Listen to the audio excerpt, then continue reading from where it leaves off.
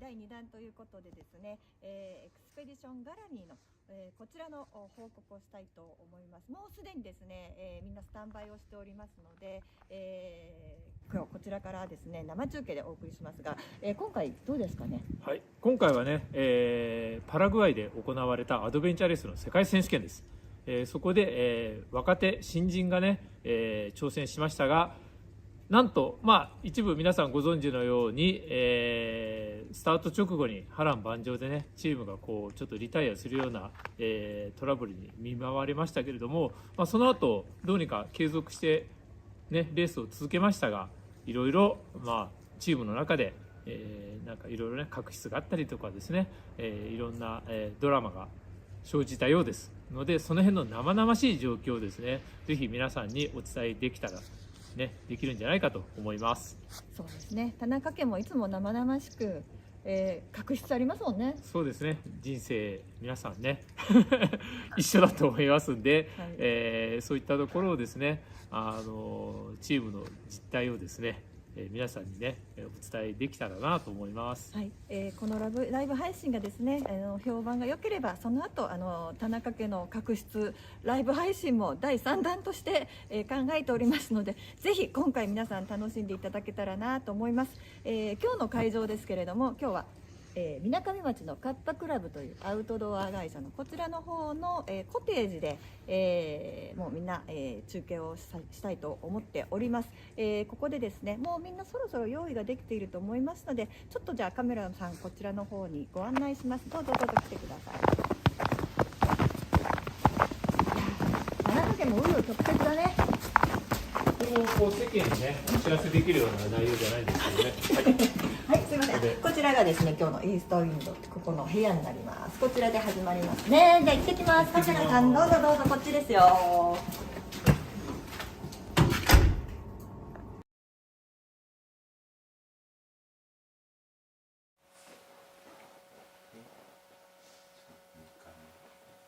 じゃあ行きますよ。3、2、1、5。はい、ライブ会場にやってまいりました。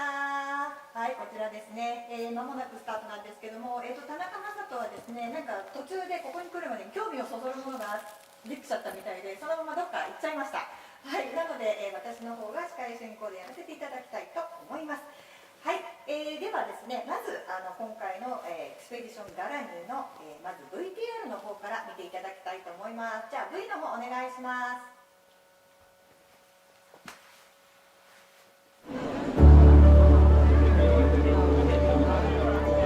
濃厚な旅にしていきたいと思います。いけ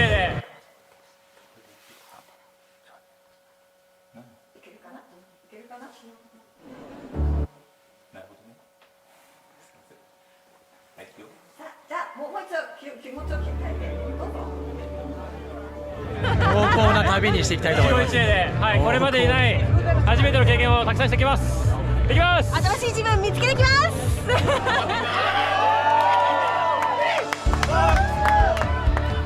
さあ行きますよ。400メートル行ったら左入るよ。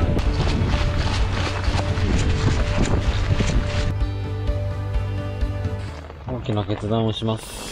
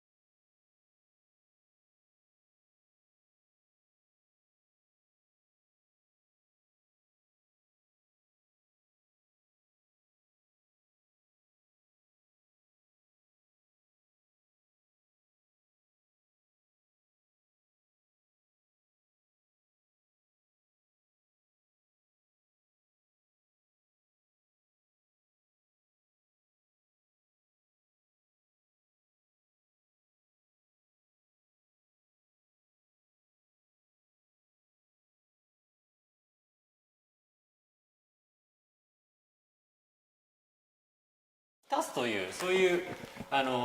内容の地図になってます。でこれがまあ一部あったりとか、あとはですね、主にこれはトレッキングに使われてたんですけど、音がなかったんで、もう一回質問はい、もう一回、ですなかったんですいません。いえもう一度ちょっと繰り返しになりますけども、今ここに見えているですね、てっちゃん今持ってるんですけども、写真ですね、地図がですね、主にトレッキングの時に使われた地図なんですけども、どっかでねご覧になったなんとなく見覚えがあるなっていう方いらっしゃるかもしれませんが、これ Google Earth ですねで撮られた写真、衛星から撮ったんですね、写真をそのままプリントアウトして、でそれの写真の上にですね等高線を書き足して、でさらに地図とチェックポイントを書き足してるので、まあなんか僕なんかだと以前ですねパタゴニアのレースでもこの全く同じような写真が、南米に行くと、地図がですねこういったことが多くあるっていうのも、今回のパラグアイでも同じような感じになりました。距離が総距離がだいたい560キロぐらいですね。でチェックポイントの数がですねもうかなり多くて、最後のチェックポイントが91ですね。91いや確かねこれでも写真だから95 95にまでありました。距離に対してねチェックポイントの数が本当多かったレースになります。でさらにですねチェックポイントは結構ですね南米とか少し若干ですね治安が安定してないようなところだと主催者の方がですね事前に用意しておいた設置していたチェックポイントが現地の方とかにですね盗まれてしまったりとか取られてしまう可能性があるということで、結構ですねチェックポイントのほとんどが今ちょっとあーちゃんが持って見せてくれてるんですけど、これですね、はい、写真です。フォトロゲとかはねご経験のある方なんかはよく、経験あるかと思うんですけども、チェックポイントの場所に行くとこの写真に載っているものが実際にありまして、でそれを写真を撮ってくればいいだけではなく、写真を撮るカメラマン以外のメンバー3人を全員入れた状態で同じ構図でですね、なのでこう逆とか、全然こう横とかですね、そのもの自体が写真と比べて対比してですね本当にその現地に行ってるってことが正確にわからないような撮り方をしないようにっていうふうに、途中でもねレース中にも注意されました。で、そんな感じのことが全部あって、で結構ね写真の中でですね振り返るとちょっとゲート結構今回ですね農場とか私有地を、ゲートを開けてですねこれじゃないな。こういうね木造のもう本当によく、現地行くとねこういう感じの手作りのですねゲートがいっぱいあるんです。こういうゲートを自分たちで開けて中に入ってまた閉めてまた通過していくって感じなんですけど、こういうのがいっぱいあるんで本当に何回かね100回ぐらいありましたね。もっとあったね。なのでそういったものも見間違いしないように、他のチームなんかはですね違うゲートにこうね夜とか行くと本当に似たり寄ったりなんで、そんな感じで、迷ってるようなところをね遭遇することもありました。で今回レースのね全体的な距離は先ほどお伝えしたんですが、コースの、順番ですね、こちらのレースブックにこれはこちらの写真付きのフォトブックとは別に競技ブックも各チーム1冊ずつ持つことになりまして、でこの中にですね、各、ステージに書かれて、最初がトレッキングです。 S1 ってことでトレッキングがあります。で続いてもう本当にねびっしり書かれてるんですよ。これをね読み解くのもすごく時間かかりまして、で S2 があって、これはカヤックですね。結構それも汚れたりしてますね。はい、これね結構汚れてて、これもね耐水ペーパーで耐水紙、水に強い紙になってるので、このまま持っていても雨の日なんかでも全然文字が消えたりとか紙自体がダメージ受けることないんですけど、それでもやっぱりそうですね、現地の土がすごい染み込んでますね。S3 がマウンテンバイクですね。で次が S4 またトレッキングがあって、S はステージですね。で S5 ステージ5がまたマウンテンバイク、途中からでもマウンテンバイクとトレッキングの交互っていう感じですね。で S6 が、トレッキングで、また S7 がマウンテンバイク、そして、S8 がまたトレッキングで終わりですね。でゴールって形になりました。はい、という、レースの大まかな内容となってます。はい、今回のこのレースの、コースを作ったのが確か昨日、話をしたビダレイドの樋口ですよね。そうですね、はい。味付けどうですか？結構ですね、事前の今回の大会の前に2019年かな、前回大会の時に使われた、こんなコースでこんなマップを使いましたよっていうのが、ホームページで公表されてたんですね。で写真も当然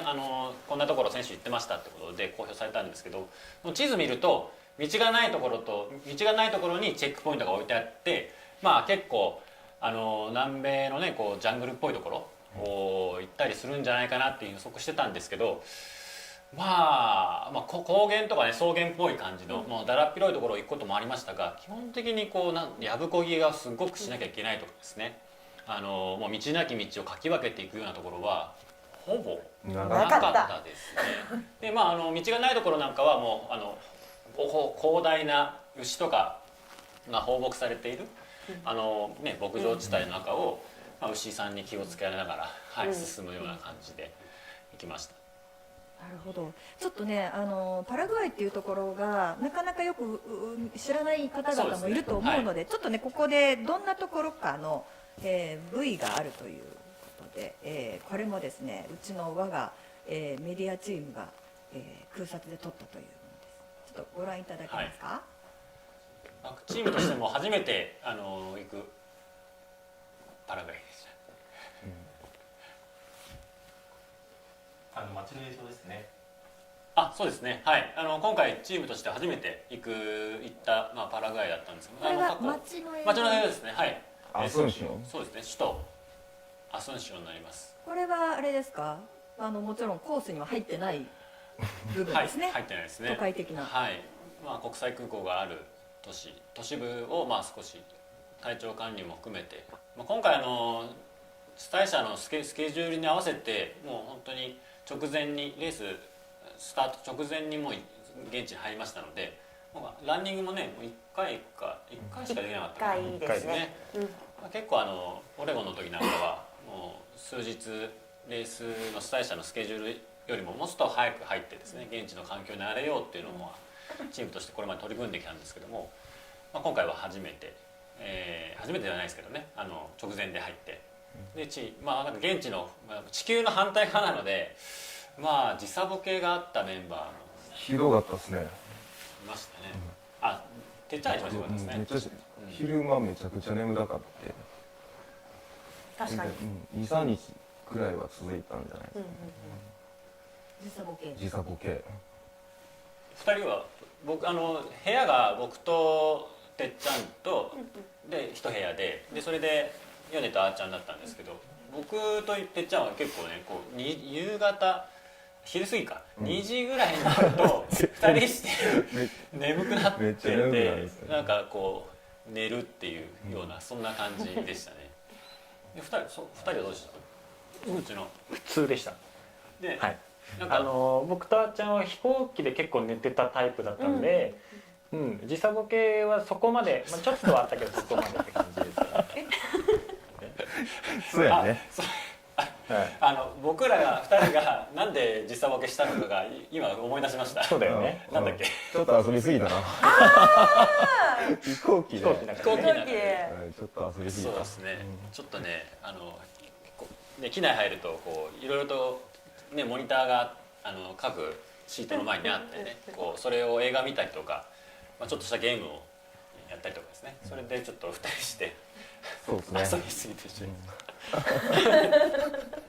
でもねレースまでね時差ボケは治ってましたね。そうですね。そういうことです。そういうことです。私写真撮ってましたよ。2人が目の前の座席で麻雀してる言うんかい。言うまで言わなかったのに。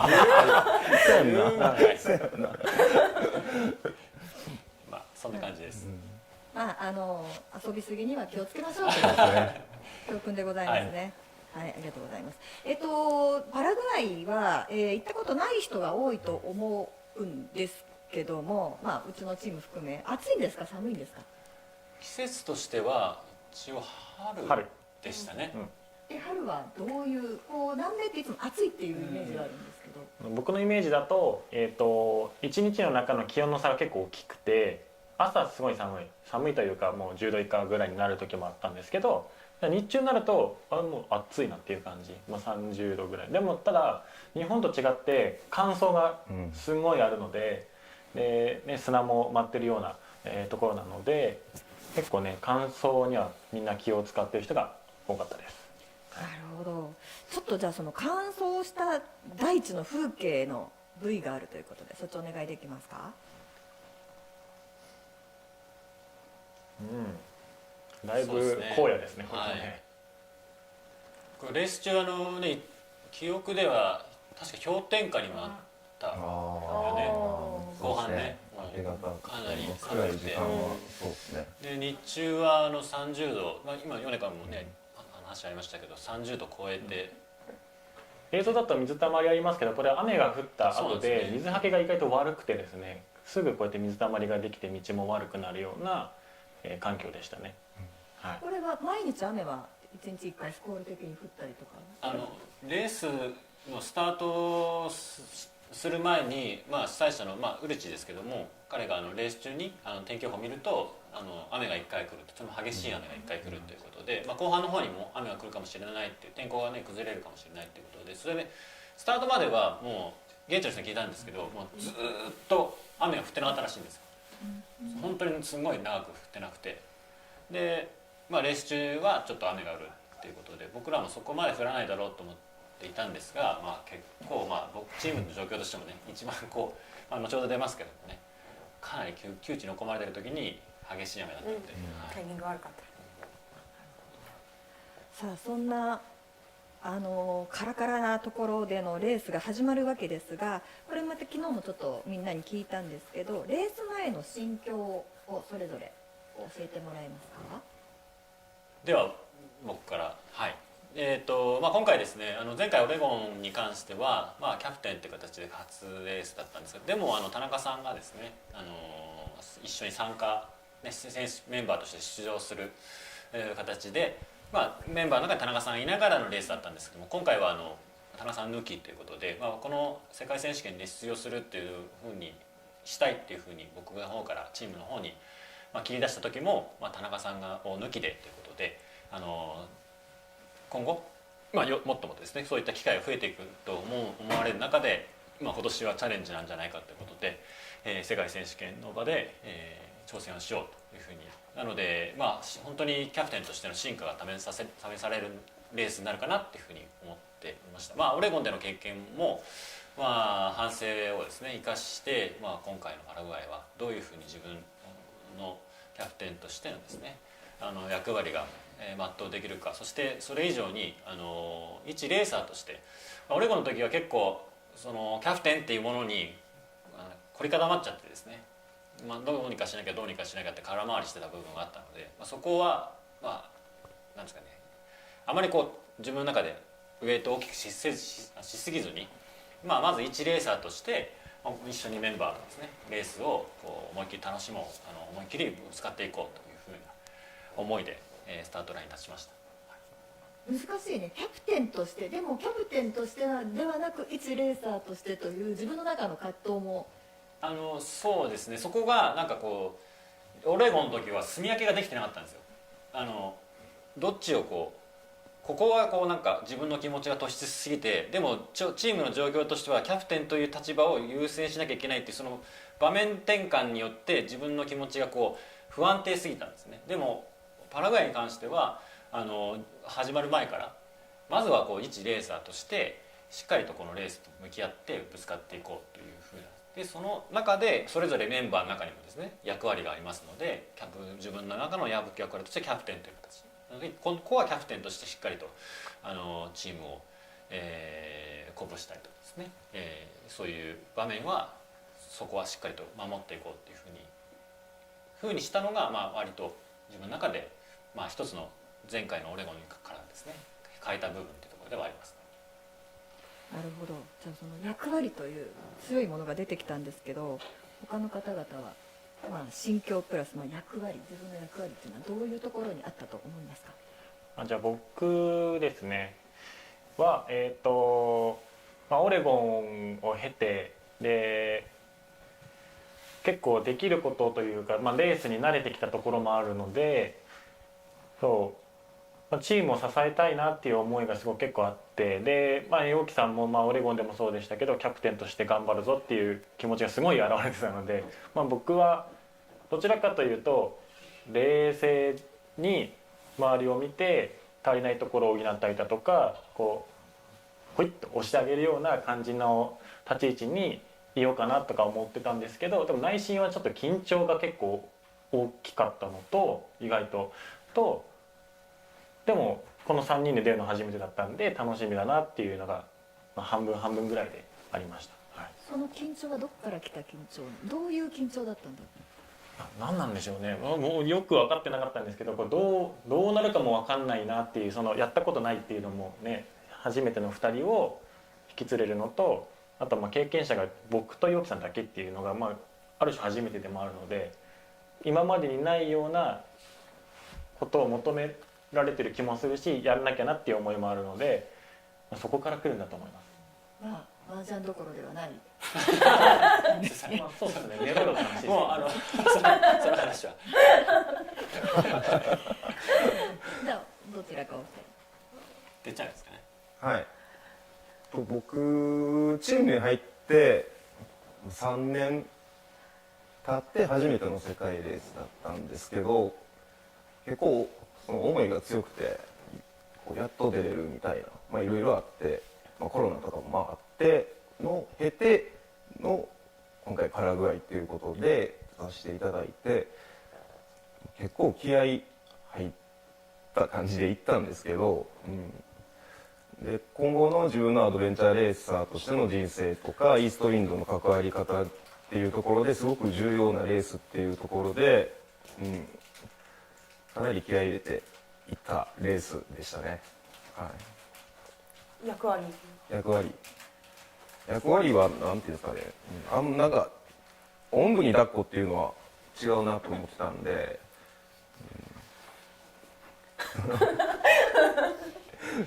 そうおんぶに抱っこっていうのはなんか違うなっていう感じだったんで、ちょっ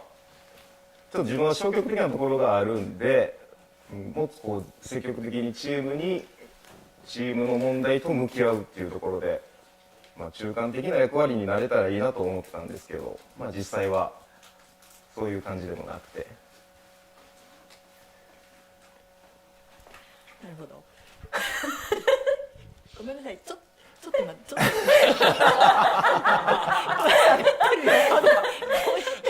リバリともう割と真剣な話しとったんですけど、ちょっと今音がマイクが入るんですけど、そのバリバリとは向く。ドーナツ食うか。なんだっけ役割。もうええわ。スイッチのオフ具合がすみません、自由すぎて申し訳ないです。さっきからもうカサカサてっちゃんは本当によくコロナの前に来たんだよね。前にイーストウィンド入りたくて来て、そうですね。でよく頑張ったね。耐えたなってすごい思います。結構そうですね。同期がみんな辞めていったじゃないですか。みんな辞めていったんで、後輩とかも辞めたし、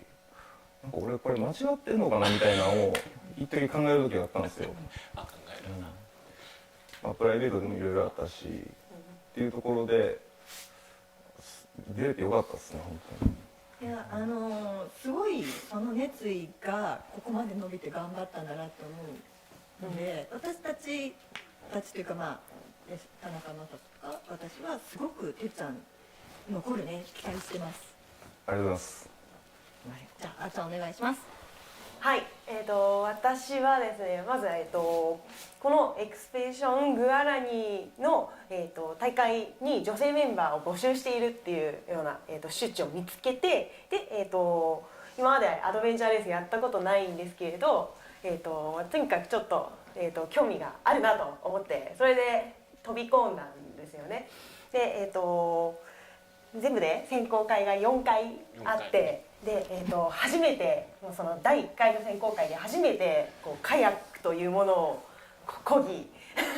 マウンテンバイクも初挑戦、その第1回の選考会で初挑戦っていうところから3月からですね半年間の、スタート、半年間の準備期間スタートして、でそこからマウンテンバイク買ってカヤック何回か練習して、でみんなで 2泊3日のトレッキング200キロも私初めてだったのかな、2泊3日で200キロっていうような距離をこう踏んで、で、いざこの500キロの、4日間の、レースに挑むという形で、もうがむしゃらにもう流されるがままにこうとにかくもう勢いで飛び込んできたんですけどなので、ずっとこうなんかワクワクするような気持ちで準備から、当日までこうずっとこうなんかワクワクするような感じでずっとこう準備をしてきたので、しっかり準備はできる限りの準備はもうしたので、そこから当日何が自分の身にこの8日間で今までやったことのない経験をして何が起きるのかっていうようなワクワク感がずっとありましたね。あまり緊張はてっちゃんはずっと緊張してたと思うんですけど、私はあんまり緊張はなくて、直前に前日にこうちょっと現実見ておって思ったぐらい緊張してたよね。一瞬前日めちゃくちゃバタバタしとったもんね。前日ふとなんかなくしたしね。なんか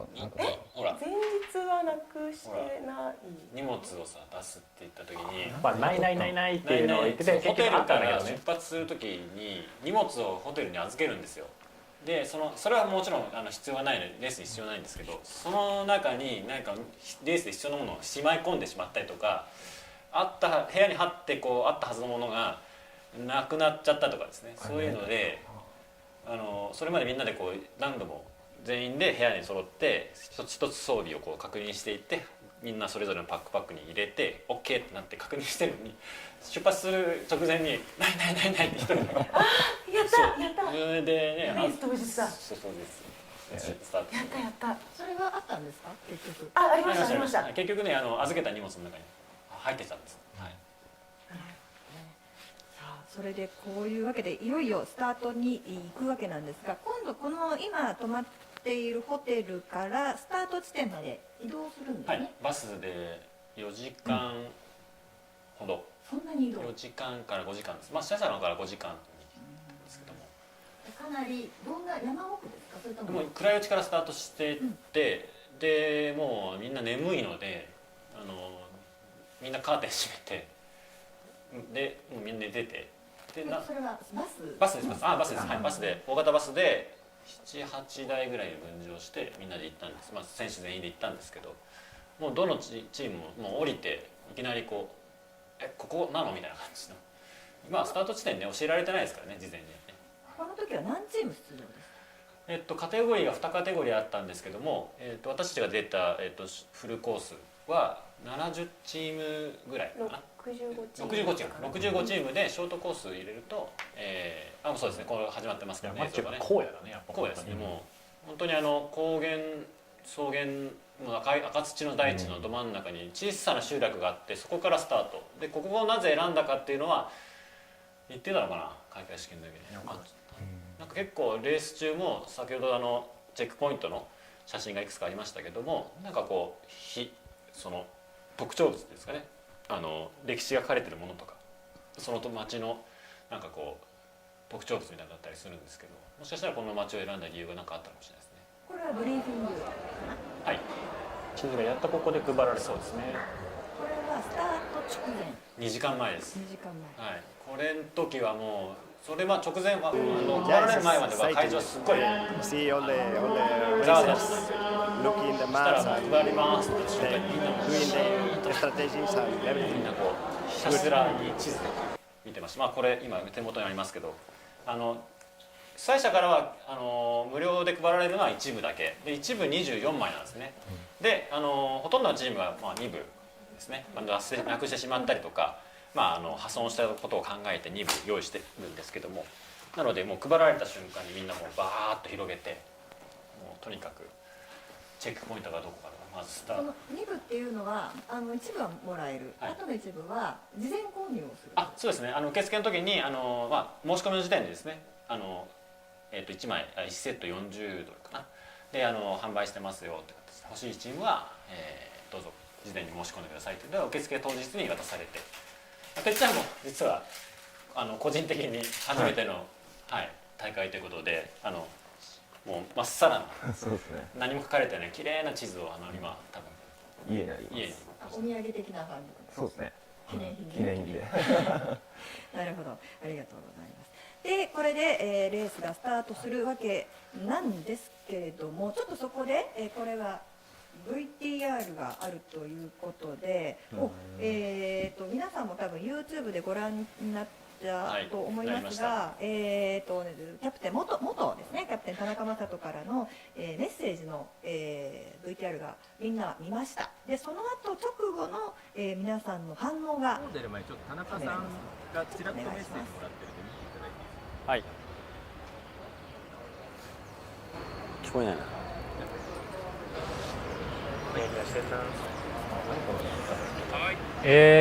まあ、僕がいない中で海外レース、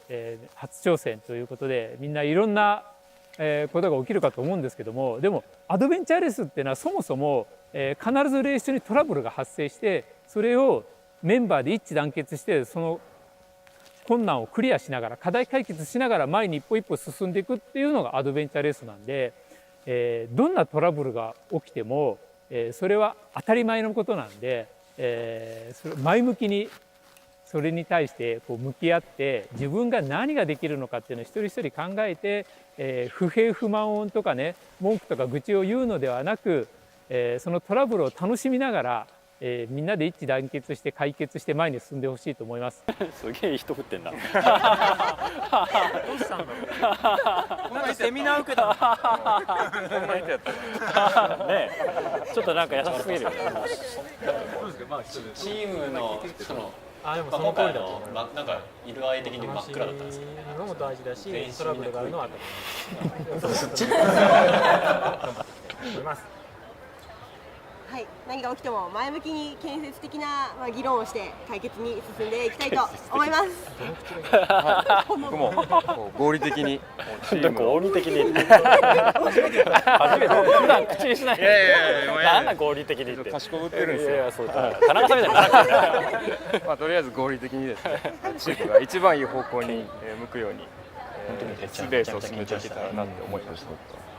旧キャプテンからのメッセージ。はい、そうですね。まあ積極的にレースを進めていきたいと思います。まあみんな若いメンバーですので、ね、僕だいぶちょっと離れてますけど楽しみましょう。はい。私がぜひヨキさんとどのように前向きに問題を解決したのかをですね、言わしめられるように頑張りたいと思います。はい、行ってきます。いい感じのスタートではありますが、さあそして、いよいよレースがスタートして、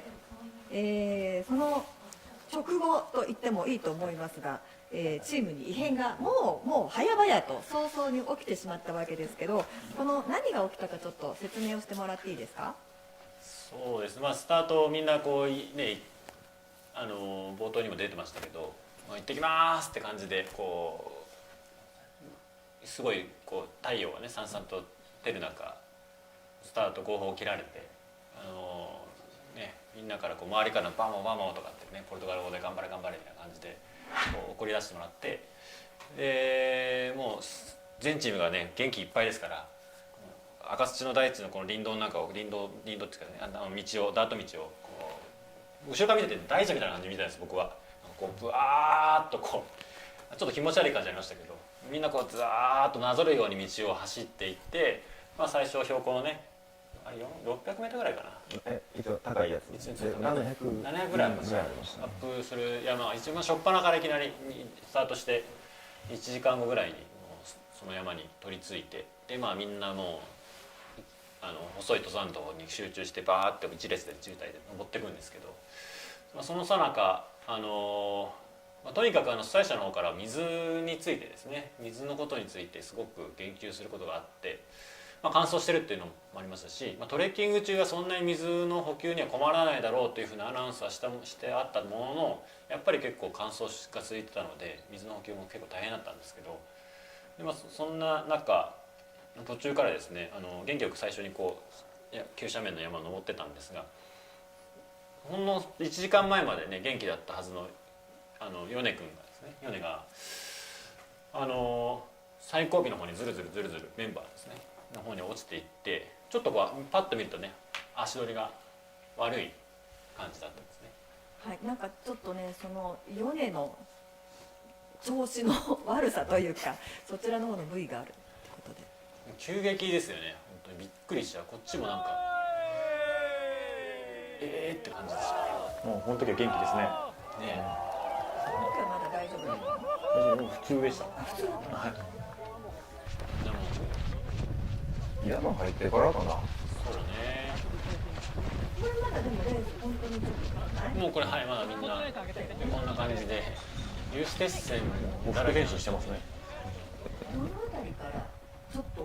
かしな。奥に見えてる山登り始めてる途中だよね。そうです。今これ山に取り付いた結構後なんですけど、この時点だとなんか変だなっていう感じはあったんです。体が重くて動かなくて、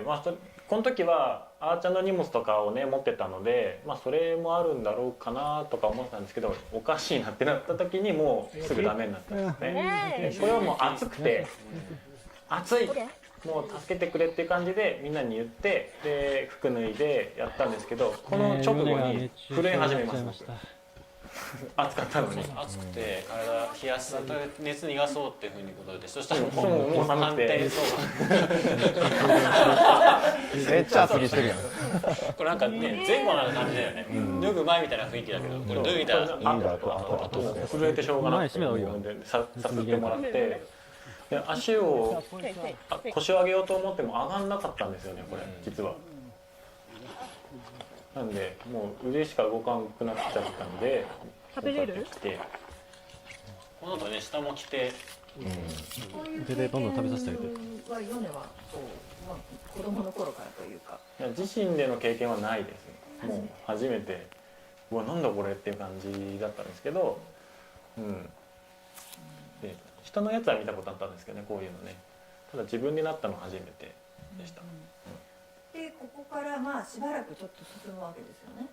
しばらく。それでも我慢して進んでいった。そうですね。でそこからどんな感じ展開になったんですか？そうですね。僕はこっから先はあんまり食べれなくなったんですよ、そもそも。で食べれなくなって体温を上げたいんだけど全然上がってこなくて、で今さっき言ってたように日中30度ぐらいねあって暑いんですけども、もうめっちゃ着込んでて、それでも寒いなぐらいな感じでした。でだんだんこう回復する、でもまた落ちる、でこうどんどんね下に下がっていくような感じで、最終的には水も飲めなくなっていってっていう感じですね。はい、なかなかにない経験でした。何を口に入れても吐いちゃうんですよね。倒れてる。これは山の中に入っていって夜間になって、でチームも眠気が来てたので一発10分ぐらい寝ようっていうところで眠ってましたね。もうこの時にはチームのメンバーにごめんなさい、もう僕は回復に専念しますっていうふうに宣言をしてやってたんですけどね。でこういうふうに水もあったりとかしたんですけども、でメンバーにお願いして取ってもらって、僕はそれをこうありがとうって思いながらもらうっていうような状況もほぼ歩きながら介護されてる感じですね。この時他の人たちはどういう気持ち心境だったんでしょう？僕声かけたん1個覚えてて、とりあえずトランジションまでは行こうって、もう無理してでもって、でもうカヤックからとりあえずトランジションでゆっくりして体休めてカヤックから頑張ってやっていこうみたいな、とりあえずヨネ君を TA1 に連れていくっていうちょっと体を気にしてない部分がちょっとあって今は申し訳ないなと思うけど、そういう気持ちが強かったですね。これ TA1 まではあとどれぐらいの距離いやすごい距離だったですよね。すごい距離だった。体長が長かったんですよね。ステージ1が122キロあったんです、トレッキングで。いきなりその、レースの中で一つのステージの中で一番こう長い区間で、もういきなり主催者の方がふるいにかけてるんだなっていう感じが、見受けられるコース設定だったんですけど、でもみんなね前半スタートして直後ですから体力もありますし、速いチームなんかは僕らの3分の1ぐらいの時間で駆け抜けてしまってるんですけど、ただこの米が体調を崩したのはまだスタートして10キロいってるぐらいかな。で CT3 の前だから、そう倒れてしまったので、あと110数キロをっていうところで距離なんか気にしてなかったですね。距離長いなっていう、これまでのレースの中で、僕一個人の経験ですけども、これまでの経験の中で一番長く感じたステージでした。米君出だしは周りに今最高に楽しんでます何か言ってましたよ。言ってましたっけ。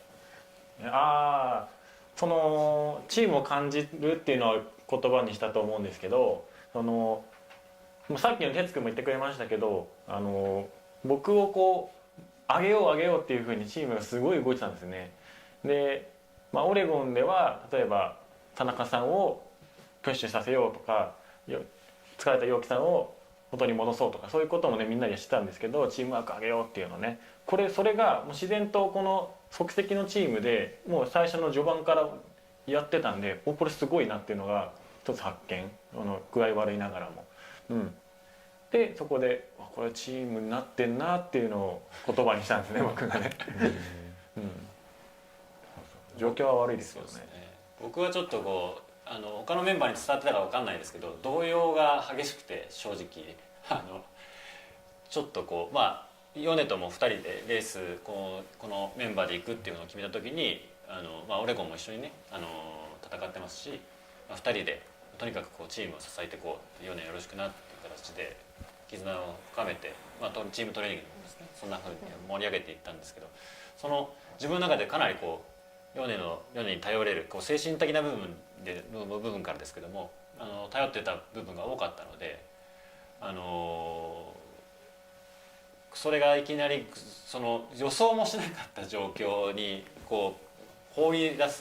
されてるような感じになってですね、とにかくもう動揺してた CP3 で1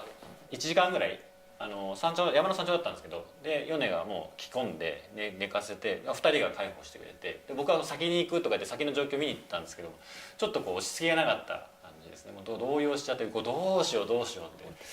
ていう、それがもしかしたら2人ね、他の米は倒れてますけどね、他のメンバーにどういうふうに伝わったかな。伝わってました？あまり隠そうでね、あんまりこう2人当然ね2人初めてですから。私どちらかというともう米君中心に、自分が米君に何ができるかっていうことをずっと模索して、結局できなかったんですけど、あんまり米君のために私ができたことってあまりなかったんですけど、それこ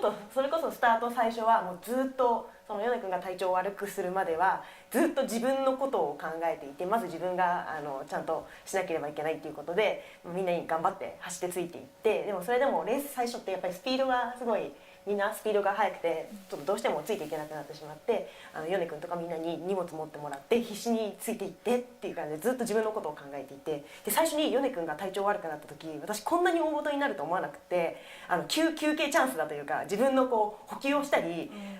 米君がちょっと体調悪くなっただけだから、その間にしっかり自分の回復をして次のスタートに控えようと思って、でもさっきの映像もあるんですけど、私必死にこう米君を介抱しながら自分でご飯食べてるんですよね。で最初はこうそうやって自分のことを考えてたんですけど、やっぱり全然米君の調子が戻らないってなった時に、ここは米君に私も何か、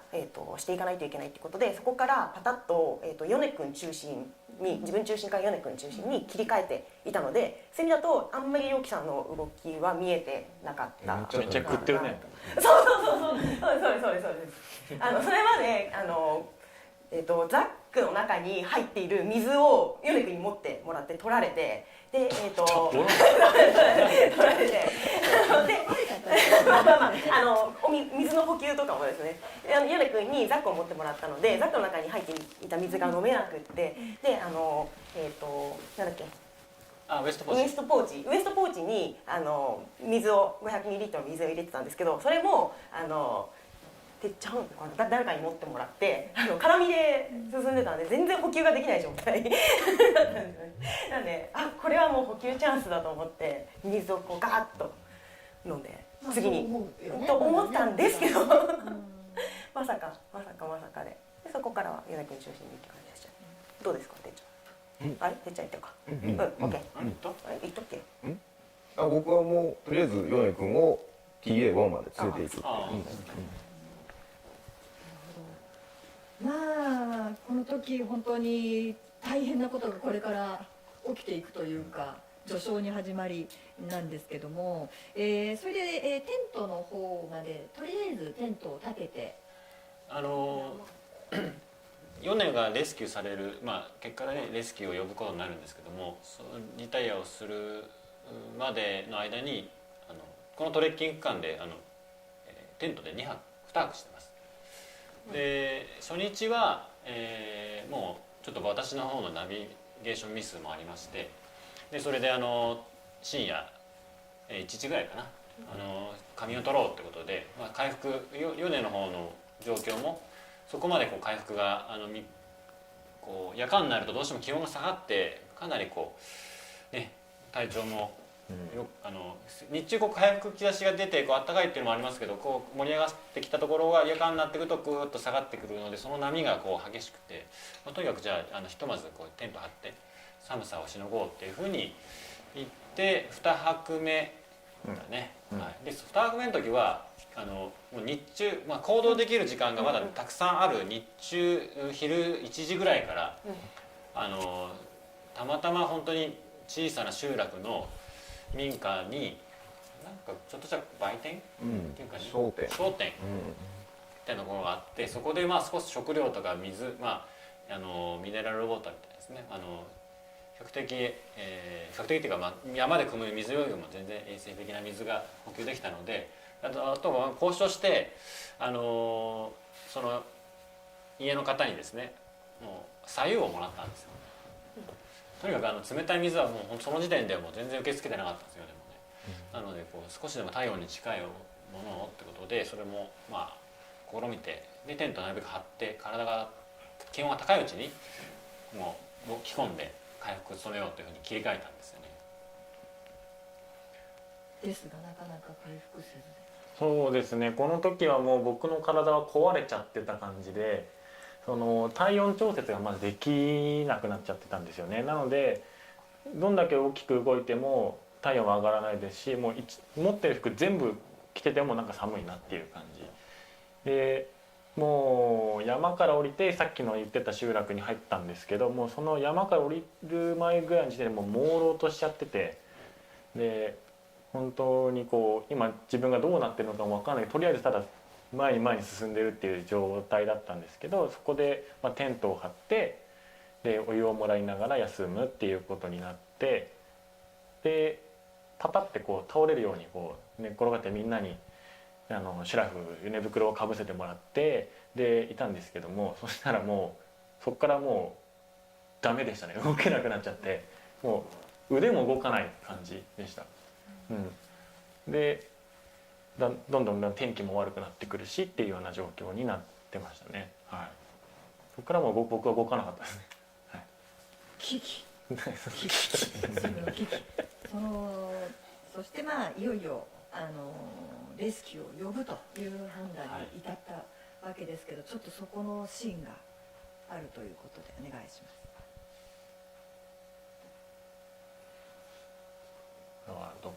朝方？これね、先ほどちょっと話しましたけど、まだ日中日のあるうちに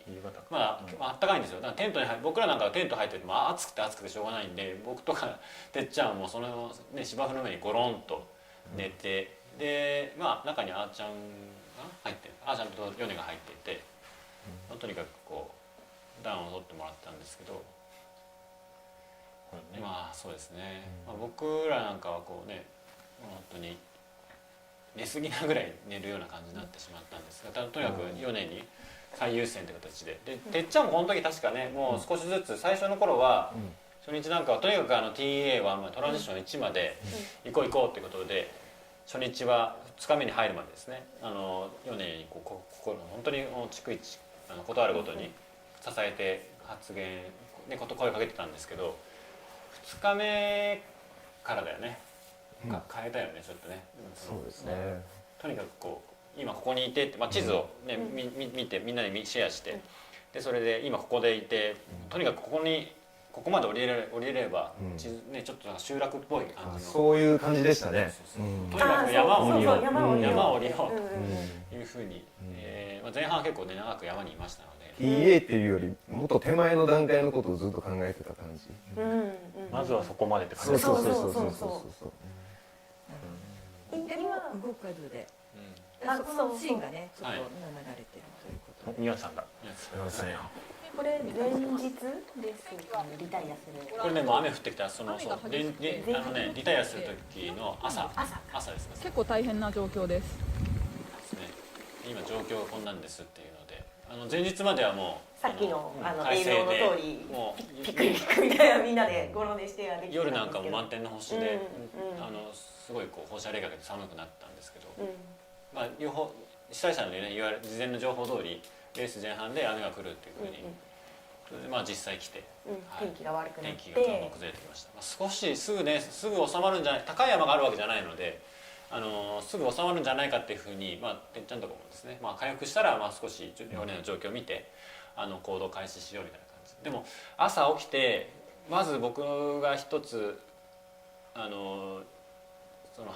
大きな判断に移っていく中できっかけになったのが、朝起きて4年に「どう?」って体の状況をこう聞いた時に全然回復してない。でかつ前日は白湯が飲めたんですけど、もう白湯も飲めなくなってしまったんですよ。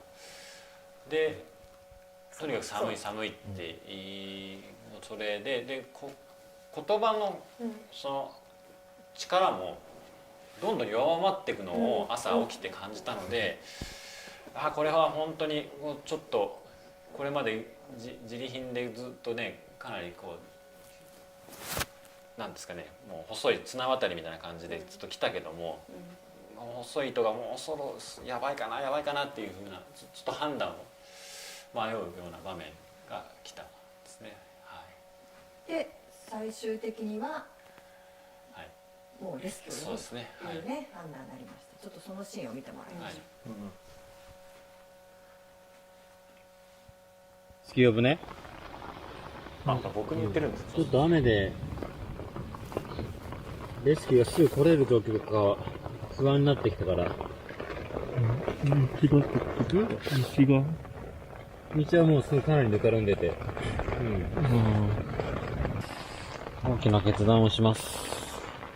携帯電話を開けてるんですね。これはもう主催者の方からテープにシこんなールされて感じだった。僕はもう記憶ないですね。はい、起動させました。もう開けた時点でもうリタイア、電話をかけるさっき連絡がチームの、封印してあるはずの携帯から連絡がありまして、レスキューを呼んだということなので、彼らがいるところに向かってます。レスキューもすでに主催者のルーチの方に電話をして状況を伝えて、でその後少し落ち着いた段階で、カメラマンのですねよきさん、よしさんの方に連絡を一報を入れた、チームの状況を、ね、伝えるために車で移動できないんで走ってあってたんです。電話使った？使いました。あれ見せられてもねよく分かんないですよ。携帯開けましたよってことか。封印をね解いたよって。大会に連絡した。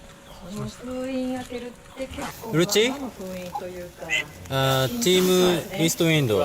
number 21. I'm Yoki Tanaka, captain. Yes, east wind. Yeah. Rescue, please. What do you need? Rescue, please. ルーチーさんが英語喋れてよかった。My team member is stomachache, very hard. He is not move. Yeah. Now EXP12. で、それで、はいローカルの人にとにかく頼んで、室内で、うん暖かいところで待機してくれってやつに、主催者の方からは、ウルチからはですね、僕らの情報、主催者のから全チームGPS、ネット上でですね、現在地が常に公開されている GPS を見ているので、君たちの場所は知ってるよ、分かってるよっていうふうに言われて、最初ね、僕らは CP12 のすぐそばに来ていて、掲載してるって分かってるって言って、今、状況を向こうの状況をですね、OK、レスキュー呼ぶけども、ただすぐには行けない。さっき地元の人に聞いたら、そう回復するかもって午後は。とにかくここまで待てば、もしかしたら。ぬかるんだ前日までは硬くても土煙ですね、氷が立つぐらいの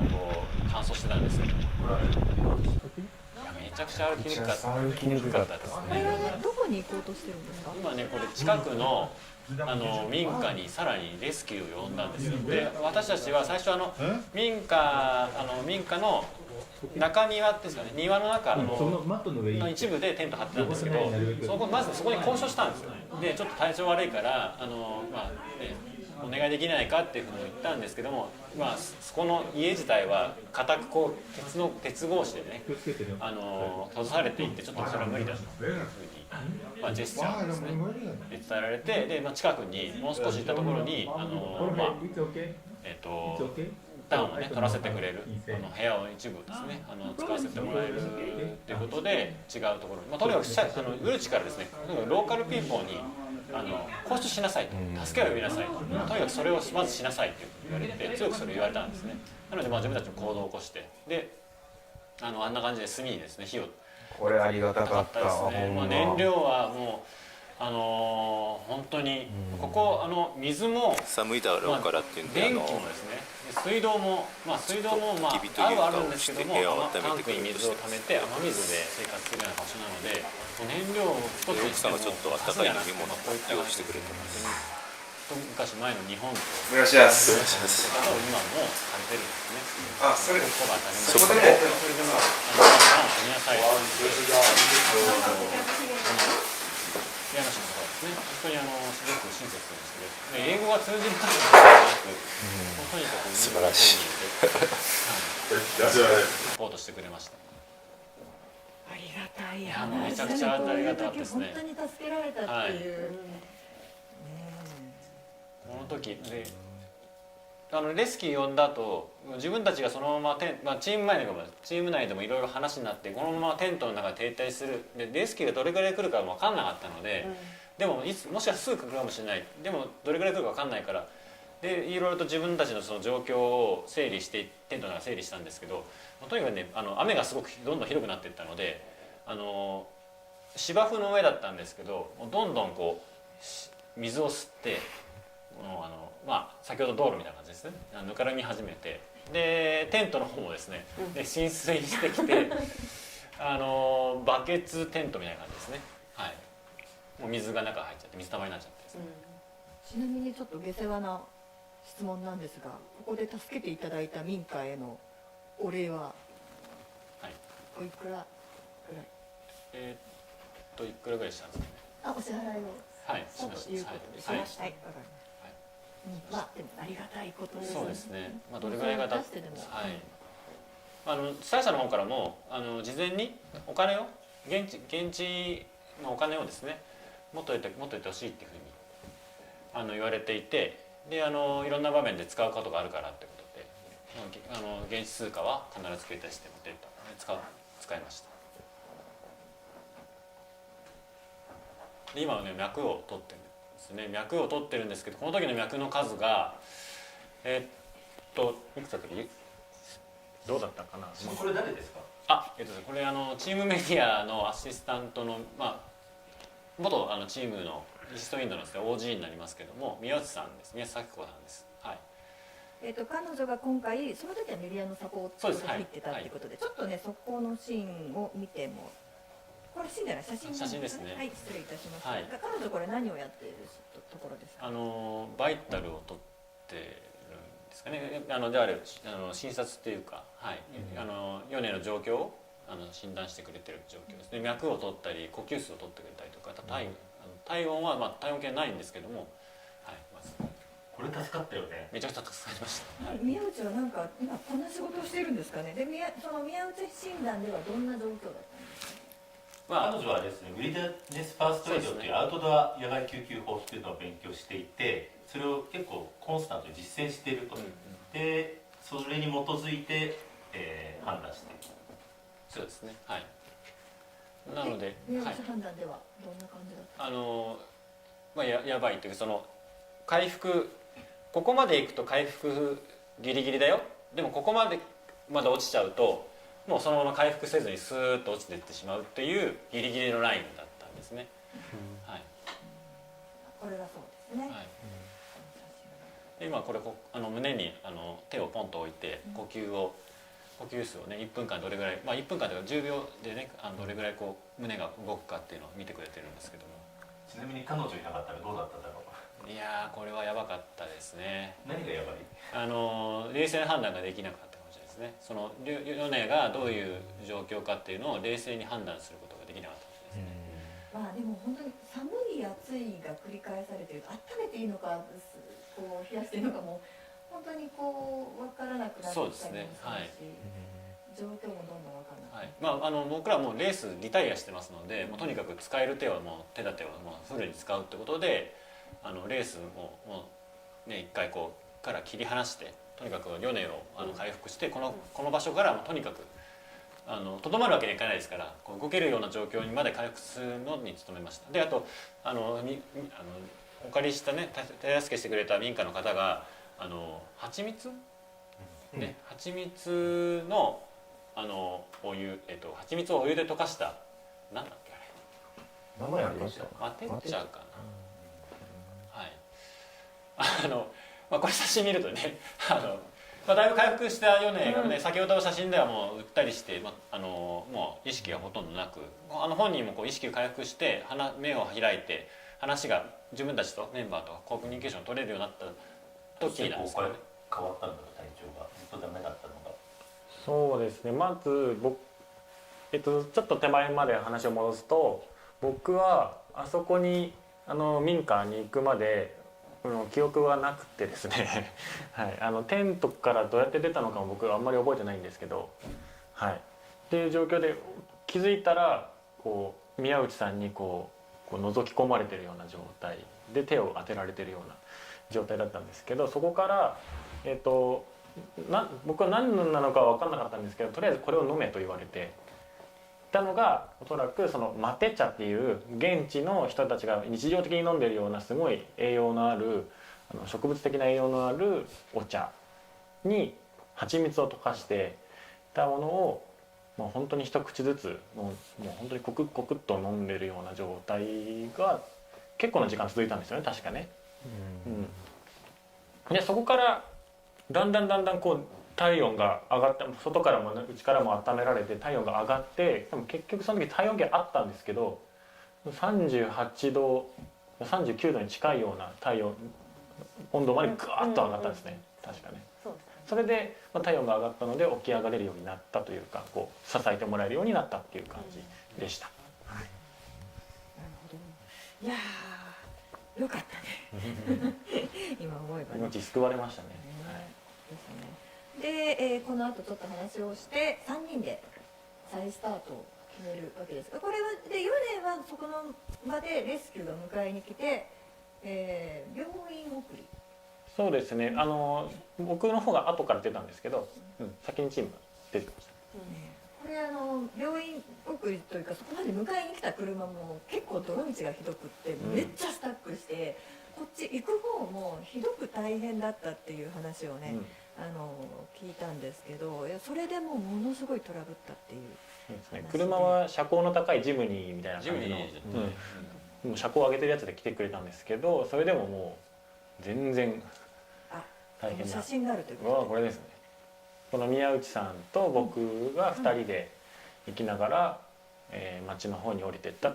病院の方に行ったっていう感じですね。でもこれ座れるまで来たって回復したっていうことですね。そんな長く座れずにもうそのまますぐまたパタンって倒れちゃったんですけど、でそのまま倒れたまんまこうすごいもう凹凸のすごい凸凹の道をバーって行ったんですけども、これはヨシさんがね、カメラマンのヨシさんが運転してる。よっちゃんもよく運転したね、ここね。すごいと思うわ。もう本当にね、ギリギリを攻めてる。光が少しターミネーターみたいな。そうですね。もう止まったらアウトみたいな状況だったと思います。はい。カメラマンとかレスキューの方もまたアドベンチャーということで、そうですね。でヨネはここで病院に一旦宮内と行き、でまた3人で今度再スタートをするということなんですけれども、そこのシーンってありますか？これはカヤックか。これカヤックですね。まあまあでも3人で、また再スタートするんですけど、ちょっとその時の心境を教えてもらっていいですか？再スタートする前にまず主催者の方にもう一回電話をしたんですね。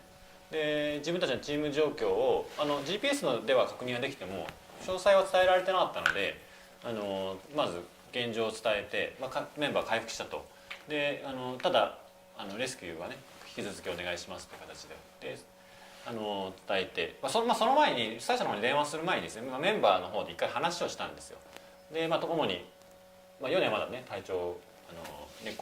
回復に努めてましたので、再開するメンバーこちらですね、てっちゃんとあーちゃんと僕と3名で、この後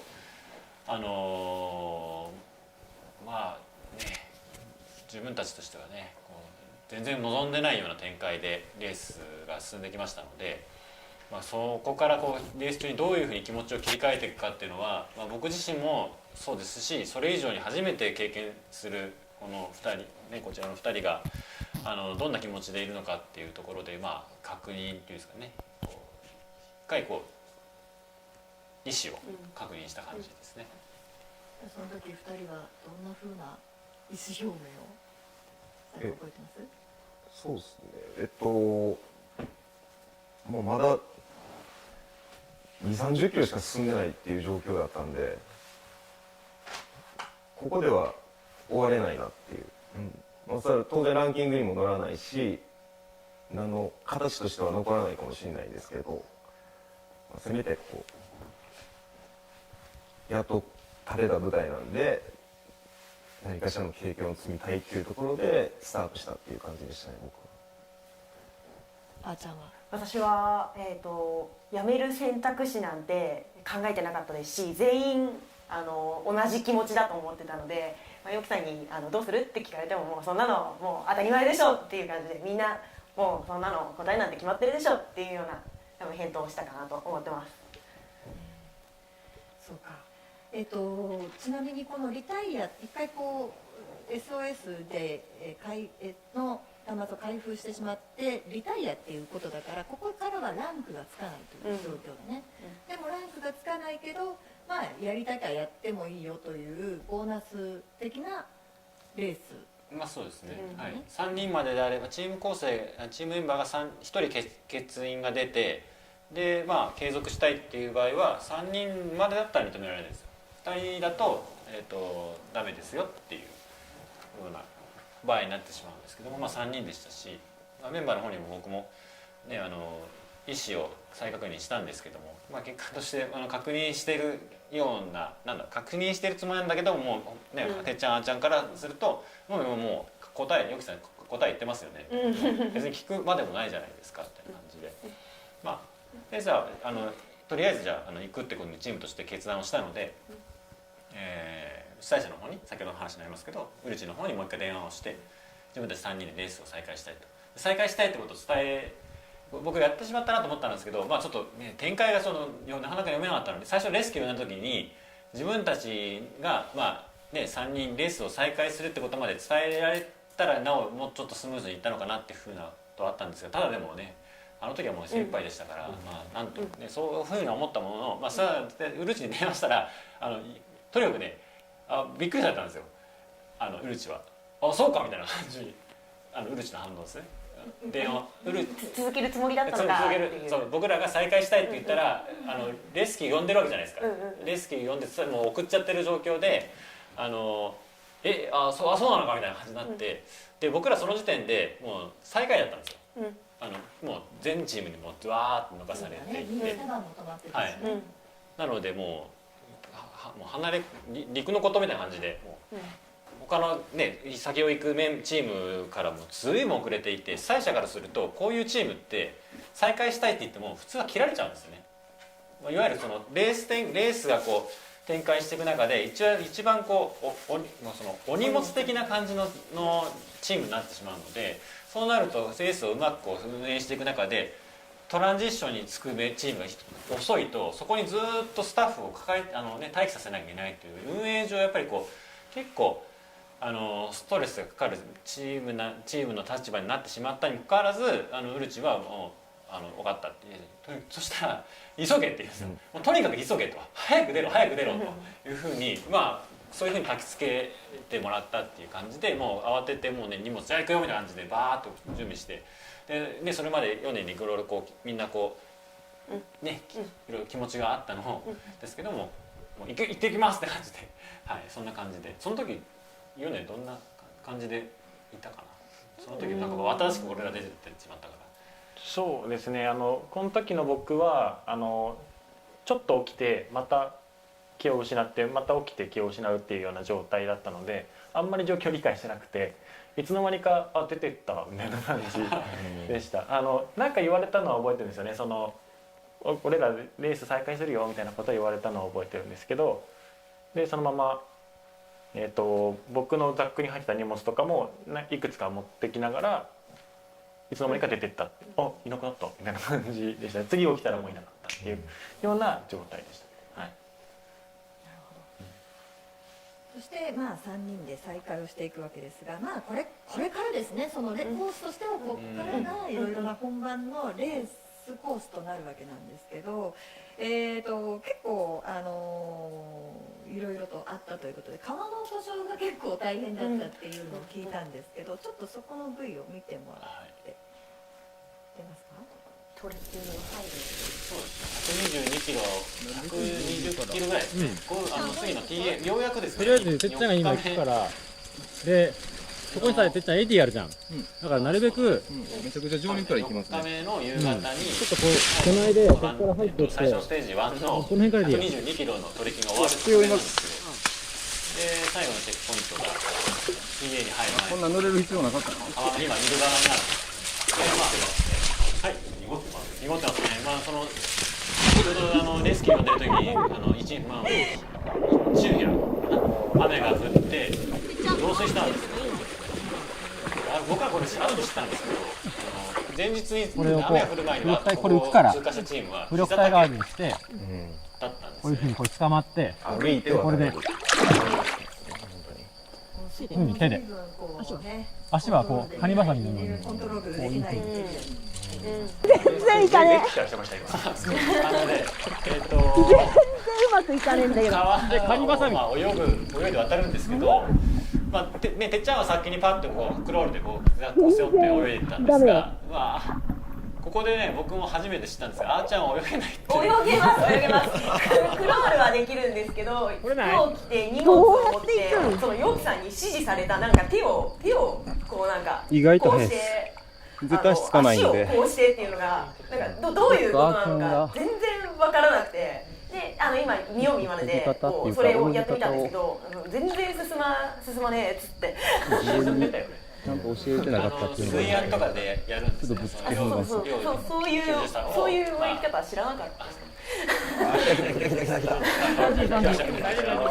ゃんが先に渡ったので、たまたまね対岸にね竹を渡して竹があったんですよ。ほんの長いこれをなんかロープ代わりにヨキさんこれ捕まってみたいな。引っ張らないでね。引っ張らないで。あんちゃんがいるんですけど。なんか古典的な方法だけど。なんかか事前に川で水上の川を故障するみたいな泳いで渡るみたいな練習してたじゃないですか。でその時クロールでやったんですけど本番クロールじゃなかったんであれみたいな。あれはほらライフジャケットしてたでしょ。そうですライフジャケットしてるからそのクロールでねしても体が浮いてる状態だから泳ぎやすいんだけど、ザックを背負ってしまうとそのザックの重みでその分沈んじゃうんだよね。でヘッドアップをしっかりてっちゃんの言われたけどヘッドアップをしてしっかりしてこう泳がないと結局いっぱい水を飲んじゃうっていうので、結果この時はねあーちゃんにはもうとにかく捕まってってくださいって、僕のザックに捕まってとにかくバタ足してバタ足してって言ったんですけど、バタ足してるんですがパッて見るとだんだん顔が沈んでってしまってアップ空見ながらアップしてたんですこれ割と浮いてる方だよ。まだ出てる浮いてるね。まだこれ出てる方なんです。何回かね本当に水中までね口しか出てない。こんな茶色い水。何度も言いますけど泳げるんですよ。クロールができますし。いやあーちゃんがすごいなと思うのはあんま泳がれへんけどビビらないんですよ。躊躇なく川にパンと行くからこの牽引する側めっちゃ怖いんですよ。お前もっと躊躇せやみたいな。い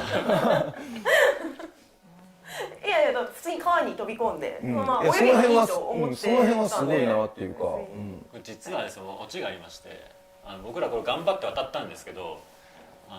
対岸についてさあ水だけ整えてさあ行こうもうあと TA だって言って走り出した瞬間にあれチェックポイントってどこだっけって気づいて、誰か見たチェックしたって言ったらあれどこでしたっけってねで地図もう一回見たらあ対岸だったって戻ったってこと？泳ぎ始めた方にの岸にチェックポイントがあった。それをスルーして泳ぐことができた。川だっつって泳げないきたって泳いだんですけど、実は泳ぐ手前にチェックポイントがあってそれを探してなかった。でその時にね結局それでいろいろ口論、渡るか渡らないかでまずね言い合いになったんです。僕は渡らないって。すっごい嫌がったんですよ。すごい嫌がって。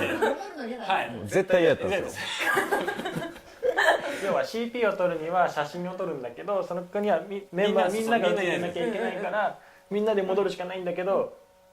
みたいな。パンチじゃないんだ。パンチじゃないです。写真なんです。パンチだったら一人で行けばいいんですけど写真だから全員行かなきゃいけなくて。だって行ったらまた戻ってこなあかんから2回3回泳がなあかんやん。3回しかも何思ったんか結局渡るってなったじゃないですか。その時なんかよくわかんないですけどあーちゃんを僕が牽引することになったと思うんですよ。しかもなんか浮力体1個しかないで全然泳がれへんからもう必死で捕まる木がさもう全部腐ってるから全部崩れていくね。全然使うよ。そうあれは本当に僕ちょっと足震えたっていうかてっちゃんの声がだんだん渡り始めてから対岸に着くまでにだんだん本気度が増すんですよ。結構僕陽気さんに怒鳴ってた思いですよ。まだ無理やからっていう。本気度が増す。ちょっと待ってって。もうだんだん見えなくなってった。そんなこともあったね。でも行かない選択肢はなかった。取りに行かない選択肢は。行ってよかったですね。あの後の僕TA1 まで走っていったじゃないですか。あの時のなんか僕は多分一生忘れないですね。なんかチームの一体感こうみんなでなんかその10分ぐらい30分ぐらい前までめっちゃ行くね。もう一人でなんか行きたくない雰囲気すごい悶々と出してて。私泳げないですけど行くでしょみたいな。なんで行かないのみたいな。あれはちょっとほんまに行きたくなかった。確かに。ちゃんはそこで何がこうパチンとはち切れたと瞬間があって何が思ってそうなったの？取った後ですか。取った後のなんかチームの雰囲気が2人はどうかわかんないですけどめっちゃ良かったんですよ。めっちゃ良かった。なんかもう体軽かったしすごい高揚感っていうか僕いろんなチームスポーツやってきたんですけどそんな比べ物にならんぐらいの一体感がなんか出てきたんですよ。来たねなんだね。ここ多分気持ち同じでした。なんかそれすごい綺麗でこの時なんか3人でこうやりきった感というか話しながら走ったのがすごく印象やったな。印象的だった。いい景色だね。ゆうきさんもちろんありました。同じ経験まあ行ってよかったなって思う。ね、すごいすがすがしい。行ってよかったなって行ってよかったって行かなきゃいけないからね。いややりきったなみたいな。このままそのままねこの高揚感でガッといけばよかったんですけど、眠気に襲われますな。はい。眠気がきますよね。どうしてもこれはもう続けているとそういったことになるんですけども、そちらの方でまず最初カヤ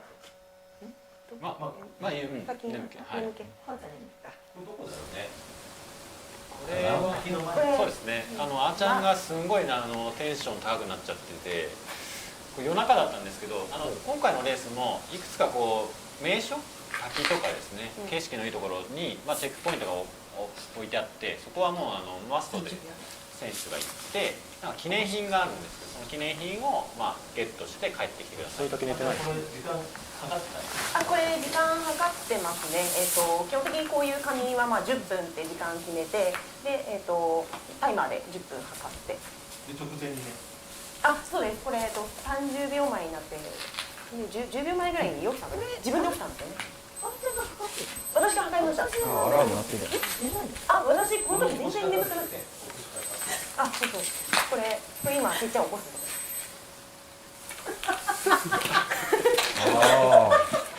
耳に息をかけて。めっちゃ気悪いな。最悪な起こし方ですね。いや私絶対嫌だそんな起こさんかった。最悪な起こし方ですよね。誰が10分しか寝てないですよね。10分？10分だよ。ごめんなさい、戻ります。あーちゃんはその間は寝てない？私その時なんか眠くなかったのと補給がしたかったんで。今回レースはすごいあーちゃん眠くなくて、ご本人もその事前のトレーニングで結構眠気にやられてしまったことがあって、すごいそれを反省、一人でね振り返ってでそれで対策をバッチリしてきたっていうところがあった感じですね。なのでそれに僕も救われた部分がありました。でもね、睡魔っていうのは別に一気に襲ってくるわけじゃなくてバラバラに襲ってくる感じで、ちょっとじゃあここも見てもらいましょう。これでもう最終ステージですね。で結構ですね、この米がリタイアしたことによってメインナビゲーターが僕とてっちゃんなんです。ちょっともう早速ふらついてます。それまで米と予定では米と僕でメインナビてっちゃんにあーちゃんのフォローしてもらう感じでしたんですけど、てっちゃんがめちゃくちゃ眠たいの？マジかよ。自分が世界選手権の地図を行けるところまで来て、ちょっとダメだったら仮眠取ろう。てっちゃん実際に言ってたんですけどね、不謹慎かもしれないですけど、手を持って触れてますわ。これが世界選手権の地図と震えて、それでじゃあちょっとこうてっちゃんでナビしてっていうふうに言ったんですが、これてっちゃんのメインナビゲーターで。地図見てへんもんね。これおかしいんですよ。公園出なきゃいけないのにずっと公園の中ぐるぐるしてるんですよ。地図私読んでないですけど、あれなんだろう。もうね、2人でこう並んで、てっちゃんどこ行くんかなみたいな感じで。じゃあ大丈夫か。まずリゾートから出よ寝る？一応このトランジッション最後のトランジッションだったんですけど、出る前にてっちゃんここまで僕と2人でやってくるけどちょっとこう逆になってサブじゃなくてねメインでやっていうかこれ1回目2回目眠いでしょこの人。絶対眠いでしょ。まずトラン TA から出るというミッションが。そういう感じのことちょうど戻ってきたら変わろう。で結果その後山を TA を出て、無事出たんですけど、出て山の下のところにある公園みたいなのがあって、そこでてっちゃんの眠気がもうやっぱりかなり強いっていうことでもう一回テント張ってそこで1時間さらに仮眠をした。TA で30分かな、仮眠をしていたんですけども、結果そこでしっかり休み取って行こうっていうことで、そしたら復活してでもてっちゃんが復活したんですけど、その後やっぱりよくさんこれまで通りサーブ的な感じでナビ最後に行きましょうって感じで。てっちゃんあれだね、手が震えるぐらいこれが世界地図かを何度も落としてたね。そうですね。やっぱ眠気には勝てない。そうですね。今回は本当に眠気なんか僕強いと思っとったんですけどね、個人的には強いと思っとったんですけど全然ダメで、3人の中でも一番寝たし、この人も寝てるかな。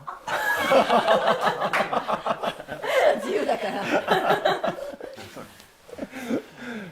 なるほど。あれだよね。飛行機の中の麻雀はもうまあそう。になったんだけど、そういう時もありますね。なるほど。とにかく疲労度が僕ら結構前半は米をね解放しながらゆっくり進んでたので、前半っていうか最初のステージですけどね。で初日2日目3日目で再開するまでは本当にむしろ僕らはもう全然ペースがねゆったりともありましたので、余力はあったんですけども、再開した後はねもうかなりプッシュしまして、ルチがとにかくもう早く急げって言いますし、また自分たちもう今一番最後尾でさらにこうね、多分1個前にいるチーム、後ろから一番僕らから数えて後ろの1番目2番目のチームなんかは多分丸1日ぐらい先を行ってるような状況だったので、とにかくねそのカヤック TA1 に入って次のカヤックだったんです。そこまではもうかなり走りましたし、プッシュした感じですね。それが結構ね疲労がその後にどんどん蓄積されていったって感じですよね。この時もレース8日目なので、もうそうね、さっきのねなかなか、8日目とか久しぶりですね。こうフルもう8日間もうびっちりスタートから、8日目の7日目か7日目の8日目の昼12時にゴールって形、12時が構わず僕ら9時にゴールしてましたもんね。結構もう眠気はね、でも眠気の対策であーちゃんはカフェインとあと鼻にこう突っ込むミント。鼻に突っ込むミント。僕もそれ知らなかった。リップクリームかと思ったんですけど。そうです。リップクリーム状のもので、それを鼻の中に入れてふんってこう吸うともう鼻の中にミントツーンってするんですけど、それで一時的な眠気は覚ませます。飛ばせます。僕なんかもうそれをもうあーちゃんからもうほぼ奪い取るような感じで、バイク中ナビしながら眠くなっちゃうんで、ずっと鼻に刺しながら走ってました。そうすると呼吸する。呼吸するたんびにこうスッスッと入ってくるので鼻にミントが眠気を抑えられるんですけど、僕もそれも長いレース経験の中で初めての経験でしたけどでそれをシェアしてみんなで吹きながらみんなで回して眠くてミント誰持ってるバフでこうどれも汚いんだけど、とにかくこう少しでも綺麗なところってこう拭いて拭って返すっていう次の人が自分の穴に突っ込むっていうでもそれで多分私とヨキさんはだいぶこう眠気は飛ばせたんですけど、でもてっちゃんはもうかたくなにあーちゃんからのねこう誘いをこだわり続けて、いらないよみたいな。でも刺したよね最終的にね。何回か刺しましたけどね。最初ずっと断ってたもんね。ちょっともうちょっとね、てっちゃんにも使えるような、もう少し何種類か眠気対策のグッズを持っていってもよかったなって思いました。まだお願いします。こうやって眠気と戦いながら、ゴールの方に向かっていくわけですけれども、ゴールのシーンは何ね、はいはい。でもそのゴールの前に人間関係がそうですね。はい。わかりました。そうですね。ゴールに向かっていく前、いろいろあるんですけども、そちらの方で、今回、2人が初出場で米がもう体調を崩してしまったということで、いろいろあったと思うんですけれども、その心境の変化というか、この時こういうふうに思った、レース中こんなことを感じたっていうのがあればちょっと教えてもらっていいですか？これ私ですね。これ最後の T トランジションね。8ですね。だいぶ3人の時間が長くなってきてますよね。そうですそうです。これメンバー間コミュニケーションうまくいきますか？これ完全に私のもう反省になるんですけど、てっちゃんさっき最終ステージ、この TA の後の最終ステージで眠気で疲れて眠気がっていうことだったんですけど、多分私ここ完全に疲れて、私も多分疲れてたんだと思います。で、全然個人的には元気でしたし、レースゴールまで通して多分ずっと元気にいられたと思っているんですけど、ここの PA が8の仕事でちょっとヨキさんとコミュニケーションがうまくいかなくって、私としてはヨキさんに、ちょっと指示されたところがちょっとですね気になる部分があって、ヨキさんになんでもっとチームの雰囲気を良くしないんだっていうふうに伝えたんですけど、その時私はそのヨキさんからすごく上からというかすごく強い口調で指示を受けたと思い込んでたんですけど、これ後から映像に聞くと全然そんなことないんですよね。よく見るとそうなんです。全然わからなくて、多分この私の今回のレースで8日間自分がこういう環境に身を置いたら自分の身に何が起きるかっていうところの一つの回答だと思うんですけれど、普段だったら全然スルーするような全然大したことのないところが目についてしまうとそれがなんでこうチームの雰囲気もっとよくできないのみたいないうようなところ。気づいたいつでしたっ昨日です昨日まで私ずっとこの V 見るまでは私ずっとここでヨキさんにすごいこう強い口調で命令されてたと思ってました。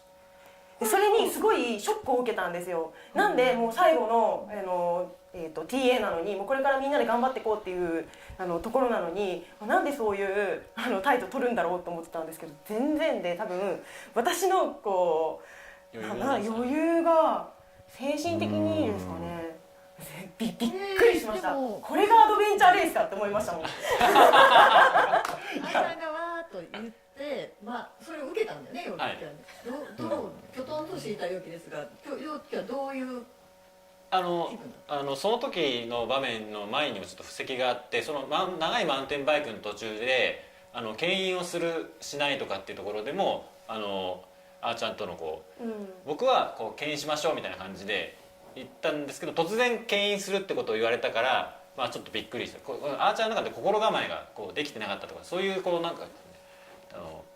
コミュニケーションのタイミングみたいなズレとか、そのズレというか意識のズレっていうんですかね、感覚のズレっていうんですかね、認識のズレってなんていうの？そこなんで突然牽引をしましょうって言ってその気持ちができてない、用意ができてなかったっていうのは牽引をされる側って気持ちの用意が必要なのなんですかね。ほんまそれ。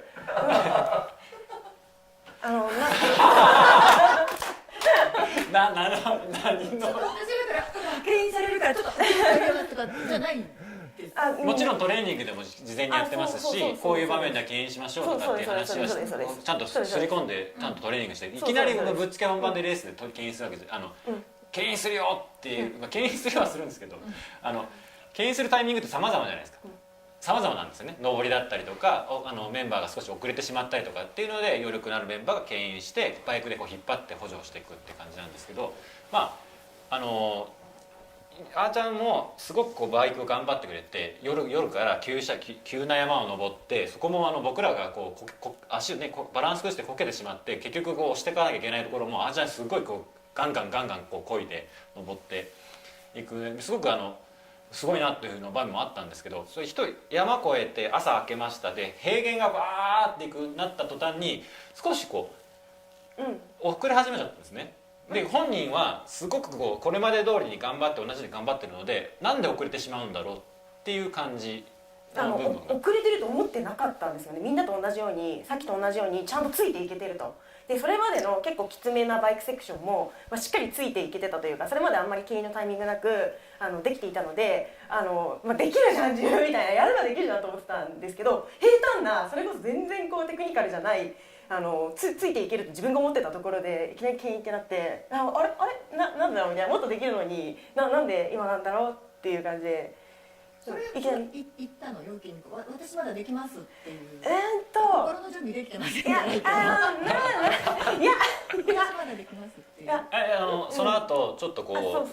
補給するタイミングがあって、でその思いの丈をその場で話しましたね。すり合わせようとしたんですけど、ちょっと結局すり合わせられなくて、私もちょっとその時の自分の感情にあんまり整理がついてなかった状態だったんで。すり合わせは何をすり合わせようとしたんですか？いやほんまそれなんですよ。ほんまそれ。ここでごちゃごちゃっとなさずに何をすり合わせようとしたんですか？だから結構僕どうでもよかったっすよね。てっちゃんはね、もう本当に我関せずじゃないけど、もう本当に何をその問題なの、何がこうなのに筋肉が納得いかないのっていう雰囲気だったんですね。だからてっちゃんに聞いても、いやいやもうそんなん何のことみたいな感じだった。多分おそらくそこにいた人たちは何をすり合わせるんでしょうかって、こう弱く落ちた人を普通に牽引していくっていうのは、頭の中では理解ができる。でそこのすり合わせは何をすり合わせるの？だからあーちゃんの中でいわゆる今言ってたじゃないですか、自分はできてると、できてるっていうけども、どうしてできてるのに牽引をされる立場になったんだろうっていうところが理解ができなかったんですよ。なんか悔しかったというか、それがこうなんかずっとこぎながら、なんで自分こんなにできないというか、なんで今牽引をされるような状況なんだろうと。全然体力もありましたし、全然まだまだできるぞっていう状況だったのに、こう牽引をしてもらってるっていうのがなんかすごい悔しくって、それをこう悶々と考えてたんですけど、オレゴンのラストのところで陽気が叫んだもの同じ感じがするんですけどなんで僕をっていうね、なんで僕をもっと信じてくれないんだ、やらせてくれないんだっていうよっちゃんが言ってたんですよ。なるほど。で陽気はそれを言われてどう思ったの？いやもう客観的に見て、路面状況が変われば巡航速度って全然変わってくるんですよ。ちょっと細かいところですけどね。であーちゃんがすごく頑張ってできたってことは認めてます。すごい急斜面で夜間見通しが効かなくて、スピードもどうしても遅くなると。で足場も悪くて、もうとにかく時々はこう押して降りて押さなきゃいけないところもありますし、下りももうゴロゴロで乗るのもなかなか難しいところも、すごく頑張ってついてきてくれたんですね。でそれはもう全体的には速度は上げるようにも上げられない場所なんです。上げたくても上げない。ですごく頑張れてた。で平坦、何もない本当にもう平坦な道で、ダート道でね、舗装道路ではないんですけども、普通に車道で車が走る道で、路面状況はいいんですよ、それまでに比べたら。だから自然と速度は上がるものなんですね、そういうところでは。平坦ですから、急斜面とか上りとかに比べると。でそれぐらいの速度が出るだろうと思ったら、パッて見たら10キロ出てなかったんです。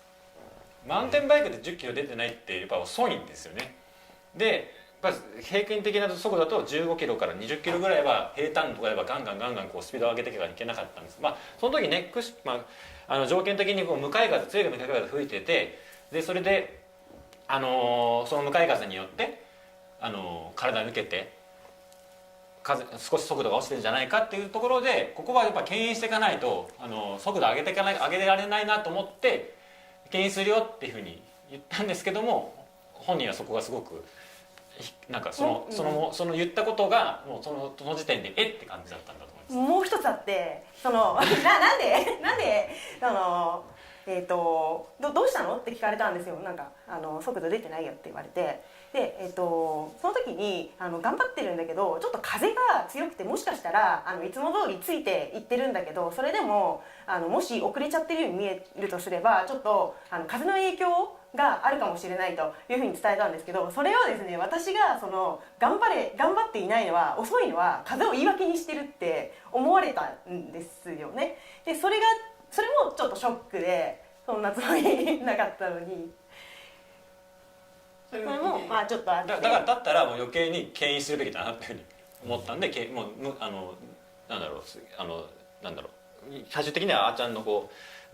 やる気がないって思われたんですよそれがそれはこうちょっと言葉であったの、やる気あるのかっていう。やる気がないと思ったってなんか2人でてっちゃんとなんか陽気さんで話しているのを多分私が聞いその時は言われなかったんですよ。その時は敬遠しようって言ってたんですけど、2回ぐらい話し合いがあって、1回目なんか私がすごくこうついていけなくって、ちょっと悔しくって自分でできないのがでちょっとこううっとできない自分にこううってなった時にちょっと風を言い訳にするなみたいな感じで2人がちょっと話してたのがさらにもう辛くて、そうじゃなくてもこう必死に頑張ってついていこうとしてるところに風を言い訳にしてるからさみたいなの聞こえちゃったんですよね。それでもっとこうモンモンモンモンしちゃってあ、そうなんや、多分ちょっと映像どっかに残ってると思うんですけど、まあそれがこうその言い訳になんかやる気がないみたいなやる気がないとは言ってないですよ。言ってないよね。はい、言ってないですよ。本当じゃあそれも私がそう捉えるあーちゃんさ、なんかさ、まあぶっちゃけるけどそう喜怒哀楽がすごいんよ。すごくいいことやと思うんですけど、起伏がすごくて、なんか失恋した20歳ぐらいのギャルを扱ってる感じ。わかるかな、例え私の今回のリタイアした後のテーマだったんですよね。なんかレース中もレース終わった後のレストランでもなんかめっちゃキレてるのを見た。なんかテーブルバンバンどつきながらキレてるシーンも、あとなんかブラジルでもキレてなかった。なんか切れてないあ、空港でしょ。ブラジルのなんかトランジッションでもさ、なんかキレとってなんか俺らの結構冷静な目で見た時に結構なんか怒ってるように見えて、かと思えばキャーって結構はしゃいでる時もあって、かと思えば涙してるシーンとかもあって、かと思えばなんかシューンってこうなんかすごいほんまにこう失恋したギャルを扱ってるなんて声かけていいかわからんかったな。分かりやすいよね。なんか逆に、僕もそんなね、昨日の話じゃないですけども、他のメンバーから言うと感情的になるっていうかね、こう起伏が激しいんで、なんか見ててなんか似てる部分があるなっていうのを思いましたけどね。だからなんか僕はてっちゃんはね、こうなんかどう接したいか分かんないって言いましたけど、分かりやすかったですかね。私はこのレースで得るものを得て帰りたかったんですね。やっぱり見たことないところにやったことのないところに挑戦した自分がどうなるかっていう、それをちゃんとリタイアした後でも持ち帰ってちゃんとつなげたかったんですね。今回パラグアイでの自分の何かを残したかったんですけど、そのために、あえてじゃないですけどちゃんと気になった部分は気になるっていうふうに伝えたりとか映像に残したりとかして、でちゃんとその時の感情を自分はどう思って、それは何が原因で、それに対してどういう対策をすればよかったのかっていうのを考えたかったんですね。でそれで映像にいろいろあえてだと思ってるんですけど、もちろん疲れもあると思うんですけど、あえてこういうことについてちょっと問題というか改善した方がいいと思うんだっていうのをいくつか投げかけた一つがさっきのバイクセクションのところだったんですけど、あれに関してはやっぱり振り返ると自分も至らないところが、あったというか、やっぱりそれが、疲れというか8日目になる自分はああいうところも自分に対してすごい攻撃的にされてるって受けちゃうような精神状態に自分がなってたんだなっていう、これがアドベンチャーレースかという回答が得られた。コミュニケーションの中でね、あーちゃんとのレース中にコミュニケーションで、コミュニケーション取ってなくても、表情とか見てすごい頑張ってるなとかですね、今ちょっと緊張してるなとか、焦ってるなって分かるんですけども、さすがに時だけは僕もっていう感じで何のことをどこに引っかかっちゃったのかなみたいな感じで、先ほど映像流れてましたけど、とにかく言われたら散々今でも耳に残ってるのは、ヨキさんいつものヨキさんに戻って違ういつものヨキさんに戻って今のヨキさん違うって言って。すごい多分疲れてたと思うんですけれど、雰囲気が陽気さんが結構敏感に陽気さんのもう吹き機嫌っぽさというか、いつもと違うちょっと雑なとかいうか、そのペットボトルをペッて投げるとか、そういうちょっとイラついてるじゃない、疲れてるような部分が敏感にこう感じ取ってしまって、多分そういうそれさ言われてさ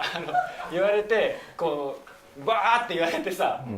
で俺もこうね、100何キロここ自転車やってきてナビずっとやってきて疲れて、ようやく最後のトランジッションになってほっと一息している時に、まあ別に何の普通に業務連絡じゃないけど感情もなくこう伝えたことをたまたま違ってたからでこうね違うよっていうふうに指摘したのがそれがスイッチになっちゃって、でそれでこうあーって言われて。なんかこう俺もなんかこうわーっときて、だからこうパネルと投げたりとかしたのかもしれないですけど、いや、まあ投げたのはその前でイライラしてる雰囲気がちょっと感じ取られてたんですよね。でちょっと私も敏感になってたのかなと思ってたんですけど、そこのすり合わせはできたということで。その後実はですね、その後さっき瞑想したじゃないですか。てっちゃんがトランジッション出て、メインナビゲーターで行こうってことでスタートしたんですけど、眠気がすごかったので、でテント張ったんです、その公園で。そしたらあーちゃんがまた再び盛り返してきましてもう一回いいですかってテントの中で。テントやっぱりヨキさん違いますっていうふうにそうで、それでいや僕もとにかくてっちゃんが眠いしこう休ませなきゃいけないから、ここでこうヒートアップしてもしょうがないんで、僕もいやもういつもの僕だよって大丈夫だよって、ね、言ったんですけど、あーちゃん自身はちょっともうガーッと沸騰しっぱなしちゃったので、私ちょっと一回頭冷やしてきますって言ってパッてテント出ちゃったんですよ。でそうなんですよ、てっちゃんもバスバックして爆睡してたけど。でそれで僕も寝てこうぼーっとしてたら、そんな時間経たずにまたシャッと帰ってきて、結局冷やしきれなかったみたいでまあなんかそれでなんか、ね、寝た後また再び再開したら冒頭テントを畳んでスタートされたら いきなり「いつものヨキさん戻ってます」って言ってニコニコしながら言われて、あんま変わってる、寝る前も寝たんだけど全然変わってないんだけどな。いやそれも多分ヨキさんはそこまで気づいてなかったかもしれないですけど、その時に私は結構敏感にそのヨキさんのこう畑入んなよみたいな、ここダメだからみたいな、多分それも私が大げさに受け取ってるのかもしれないんですけど、多分こう積み重ねとその自分のなんか疲れとみたいなので、そこがすごく気になったというか、私はずっとこの8日間こうチームの雰囲気を盛り上げるのが自分の役割だと思ってて、できてないんですけどそうやってそういう努力をしてこう必死盛り上げようとしたり明るくしようとしたりしてるのに、なんか私の目にはヨキさんがそのチームの雰囲気をこう壊しているように見えたんですよね、その8日目の私にはそれがすごく気になって、もっとみんなでこう盛り上げていきたいのになんでこうそういう乱暴なようなこう口調でこう言ってくるんだっていうようなところを伝えたかったというか、ちょっと出国前にちょっと揉めたじゃないですか。で言ってる側は何でもない発言かもしれないけど、受け取ってる側はすごく傷ついたりしたことがあるんだよっていうのをヨキさんに言われたことがあって、実際にその8日目の私はその気分だったんですね。ヨキさんは何でもないことかもしれないですけど、実際に今私が映像を見ても何ともないんですけど、その時の私はその言葉がすごくショックだったんですよね。なんでそれをこう伝えたかったヨキさんにですけど、まあ映像を見返してみると自分にも似た者同士やでもそこから得るものがたくさんあったので、次はそういう自分がいたっていう、8日目の自分がこういう風になるってことが今回知れたのが一番の収穫だったなと思ってます。アドベンチャーレースを見ていていつも思うんですけど、外から見ているものとして鏡だなって思うんですよ。必ずメンバーが自分を映し出している。でそこの鏡っていうところが嫌なんだよね。見たくない、自分が感情的な人間であるっていうのも見たくない部分だし、自分が困ってしまうっていうのも見たくない。普段だったらこうシャットアウトできるものをやっぱりどうしてもこのアドベンチャーレースっていうのは疲れもある、疲労も出てくる、眠ってもいない、食べるものも高いものもずっと食べれないっていう中で鏡として打ち出してくれるのがやっぱチームメンバーだなっていうのを今すごい聞いてて思った。だから多分あーちゃんと陽気の2人も結構やっぱ今ちょっとね隊長も言ったように似た部分があって、そのこいつ自分の持ってる嫌だなっていうところを相手が映し出してくれるからそこを嫌だって思っちゃう。でも全然それに嫌って思ってないてっちゃんはひょうひょうとしてそんなことあったんだっていう人はそこには反応してなかったって。だからすごくあーちゃんと陽気は出会うべくして出会った今回のレースだったのではないでしょうかと私は思います。これが成長の糧になっていくと思うし、陽気はますますキャプテンとしてのこれからの伸びしろがある中でこう埋めたんだなと思います。はい、で、これでねいよいよ、ゴールに向かうわけですけれども、ゴールのねちょっと写真があるということで、ここはもう米は完全復活かな。もう歩けるぐらいですね。あんまりまだご飯食べれないなっていう感じだったんですけど、はい、ゴール前もうこの時点でねゴールラインが自分たちの目には映ってますね。ずいぶん先ですけど。最後の直線で米はゴールを迎えに行ってみんなでゴール。そうなんですね。これね本当はあんまり良くないかもしれないんですけど、みんなが CP 最後の CP 取るぐらいまで行ってみんなが来るっていうのを僕も分かってたんで、もう嬉しくなっちゃってですね、もう行っちゃったんですね。ゴールで待ってればいいんですけど、それがその時の僕にはできずにそのままみんなに会いに行きました。でもねおかげで4人でゴールまで最後のビクトリーロードを歩いて、いい写真になりましたね。はい、というわけでまあ順位はランク外となってしまった結果ですはありますが、いろんなことを学んでいろいろとそれぞれが、思いがあったというレースだと思います。ここでちょっと最後に陽気にはまず新メンバー2人への思いをどうですか、ちょっと聞いてもらって。スタートレース前からのチーム状況からすると得たものっていうのの結果はですね、結果だけ見れば自分たちが望んだものではないですけど、決してね望んだものではないですけども、私自身も長いレース経験の中で数回リタイアっていうのを経験し、メンバーが全員いない状況でゴールラインに立つってことが過去にもありましたけども、そのたんびに二度とね同じことを経験したくないというふうに悔しさをすごく今回もにじみましたが、得たものもすごく大きくて、まずてっちゃんのナビゲーションの質がすごい高いことを、レース中すごくそれを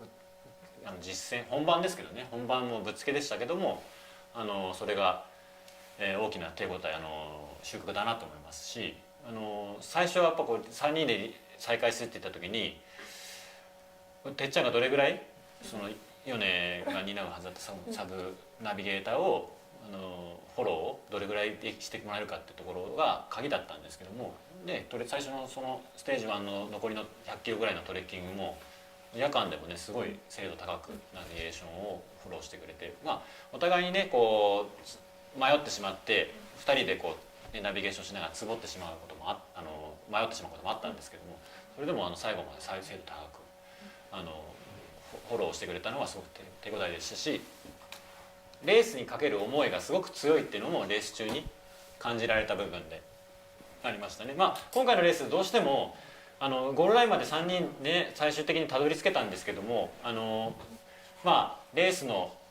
ルール上ステージをキャンセルしなきゃいけなかったりとか、大会の規定上ですねショートカットしなきゃいけなかったりするのもありましたので、そういうところもありました。でもね3人で全員、最終的には4年も最後ね迎えに来てくれたのですごく良かったです。であーちゃんは、今回工房という形でやってくれましたけれども、みるみるうちにレース中にもうどんどん成長してくれたのがすごく一緒にやって楽しかったです。はい、楽しかったですし。ありがとうございます。すいません、絵も竹縄ではございますが、ちょっと時間がなくなってしまったので最後にプレゼントのお知らせお願いします。僕だけ話しちゃって。大丈夫。大丈夫ですか。時間大丈夫？じゃあすいません。じゃあせっかくなのでごめんなさいね。じゃあはいどなたでも構いません。はい、今回は僕はほぼレースには、参加できずに終わってしまったんですけれども、ただこのチームが、始まってこのメンバーはもうこれからだなっていうのがありまして、これ一回、出て、いろいろ分かったこともあれば得たものもあるんでしょうしあると思うんですけど、本当にこれからだと思いますので、はい、これからもよろしくっていう気持ちもありますし、で今回本当に皆さんそれぞれが自分自身を見つめるいい機会になったと思うんですね。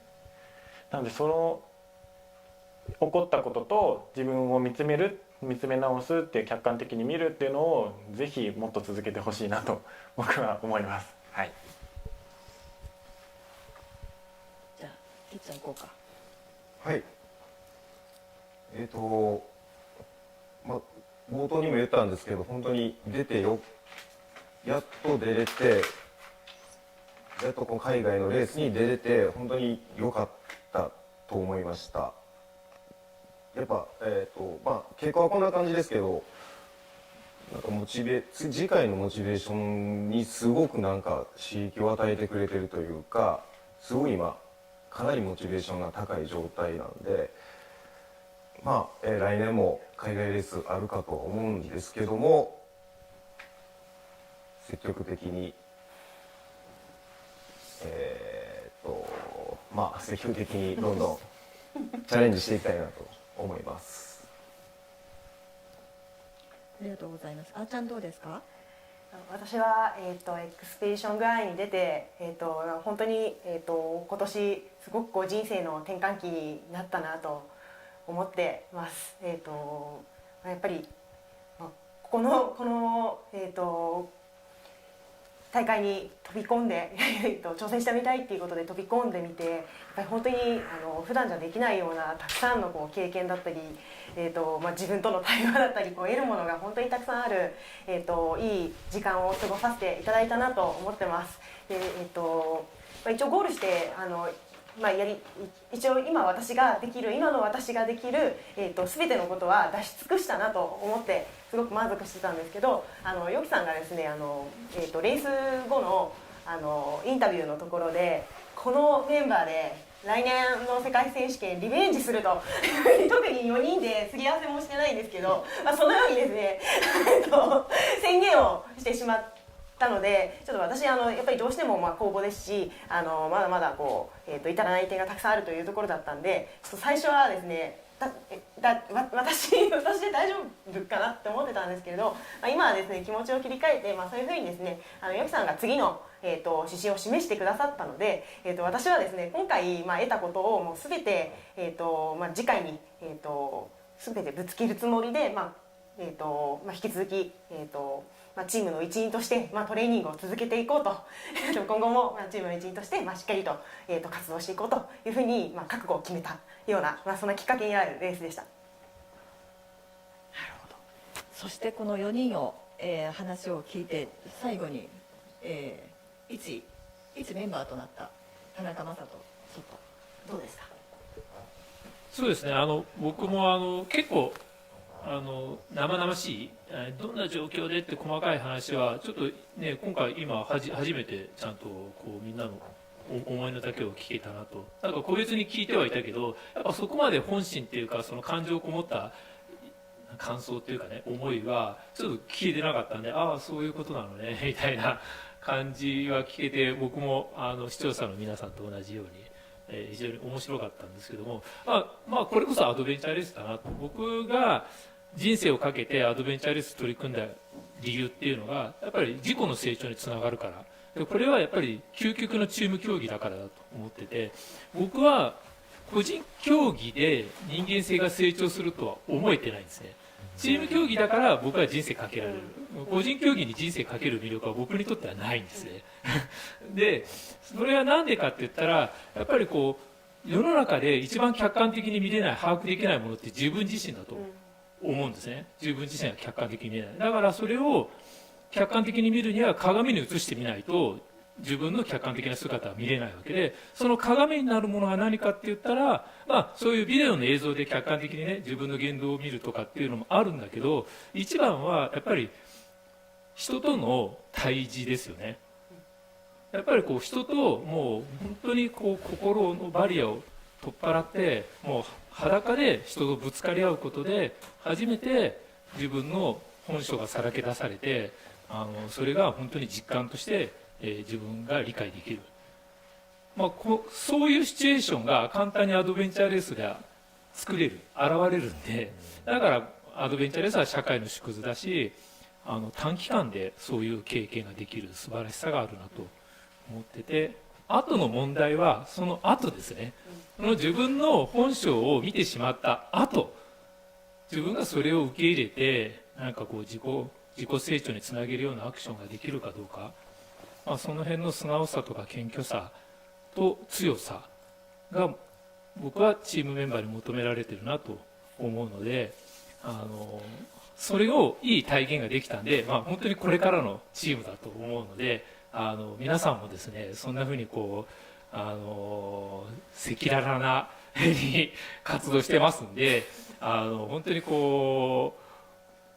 う応援をしていただけたらと思います。ありがとうございます。じゃあここでもう時間もないことなので、視聴者プレゼントをお願いいたします。上に上げてもらっていいですか。はい、昨日もね、そうですね、同じラインナップにちょっとプラス1枚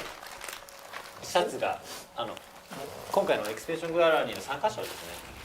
長袖、大会スタッフがみんな着てたやつですけど、これが昨日と同じですね。その今日と昨日は別ではなく、はい、昨日と同じ。昨日のオレゴンの報告会で皆さんに公開したというね、案内したものです。18点ですかね。はい。ほとんどオレゴンでの参加賞とかですね、ものになりますが、マグカップとか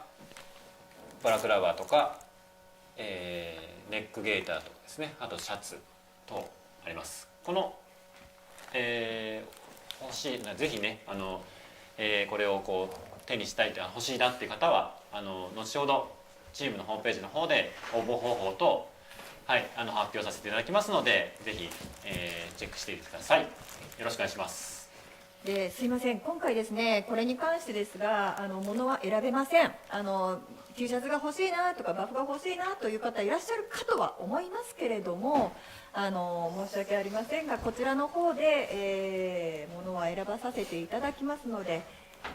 そちらの方ご了承ください。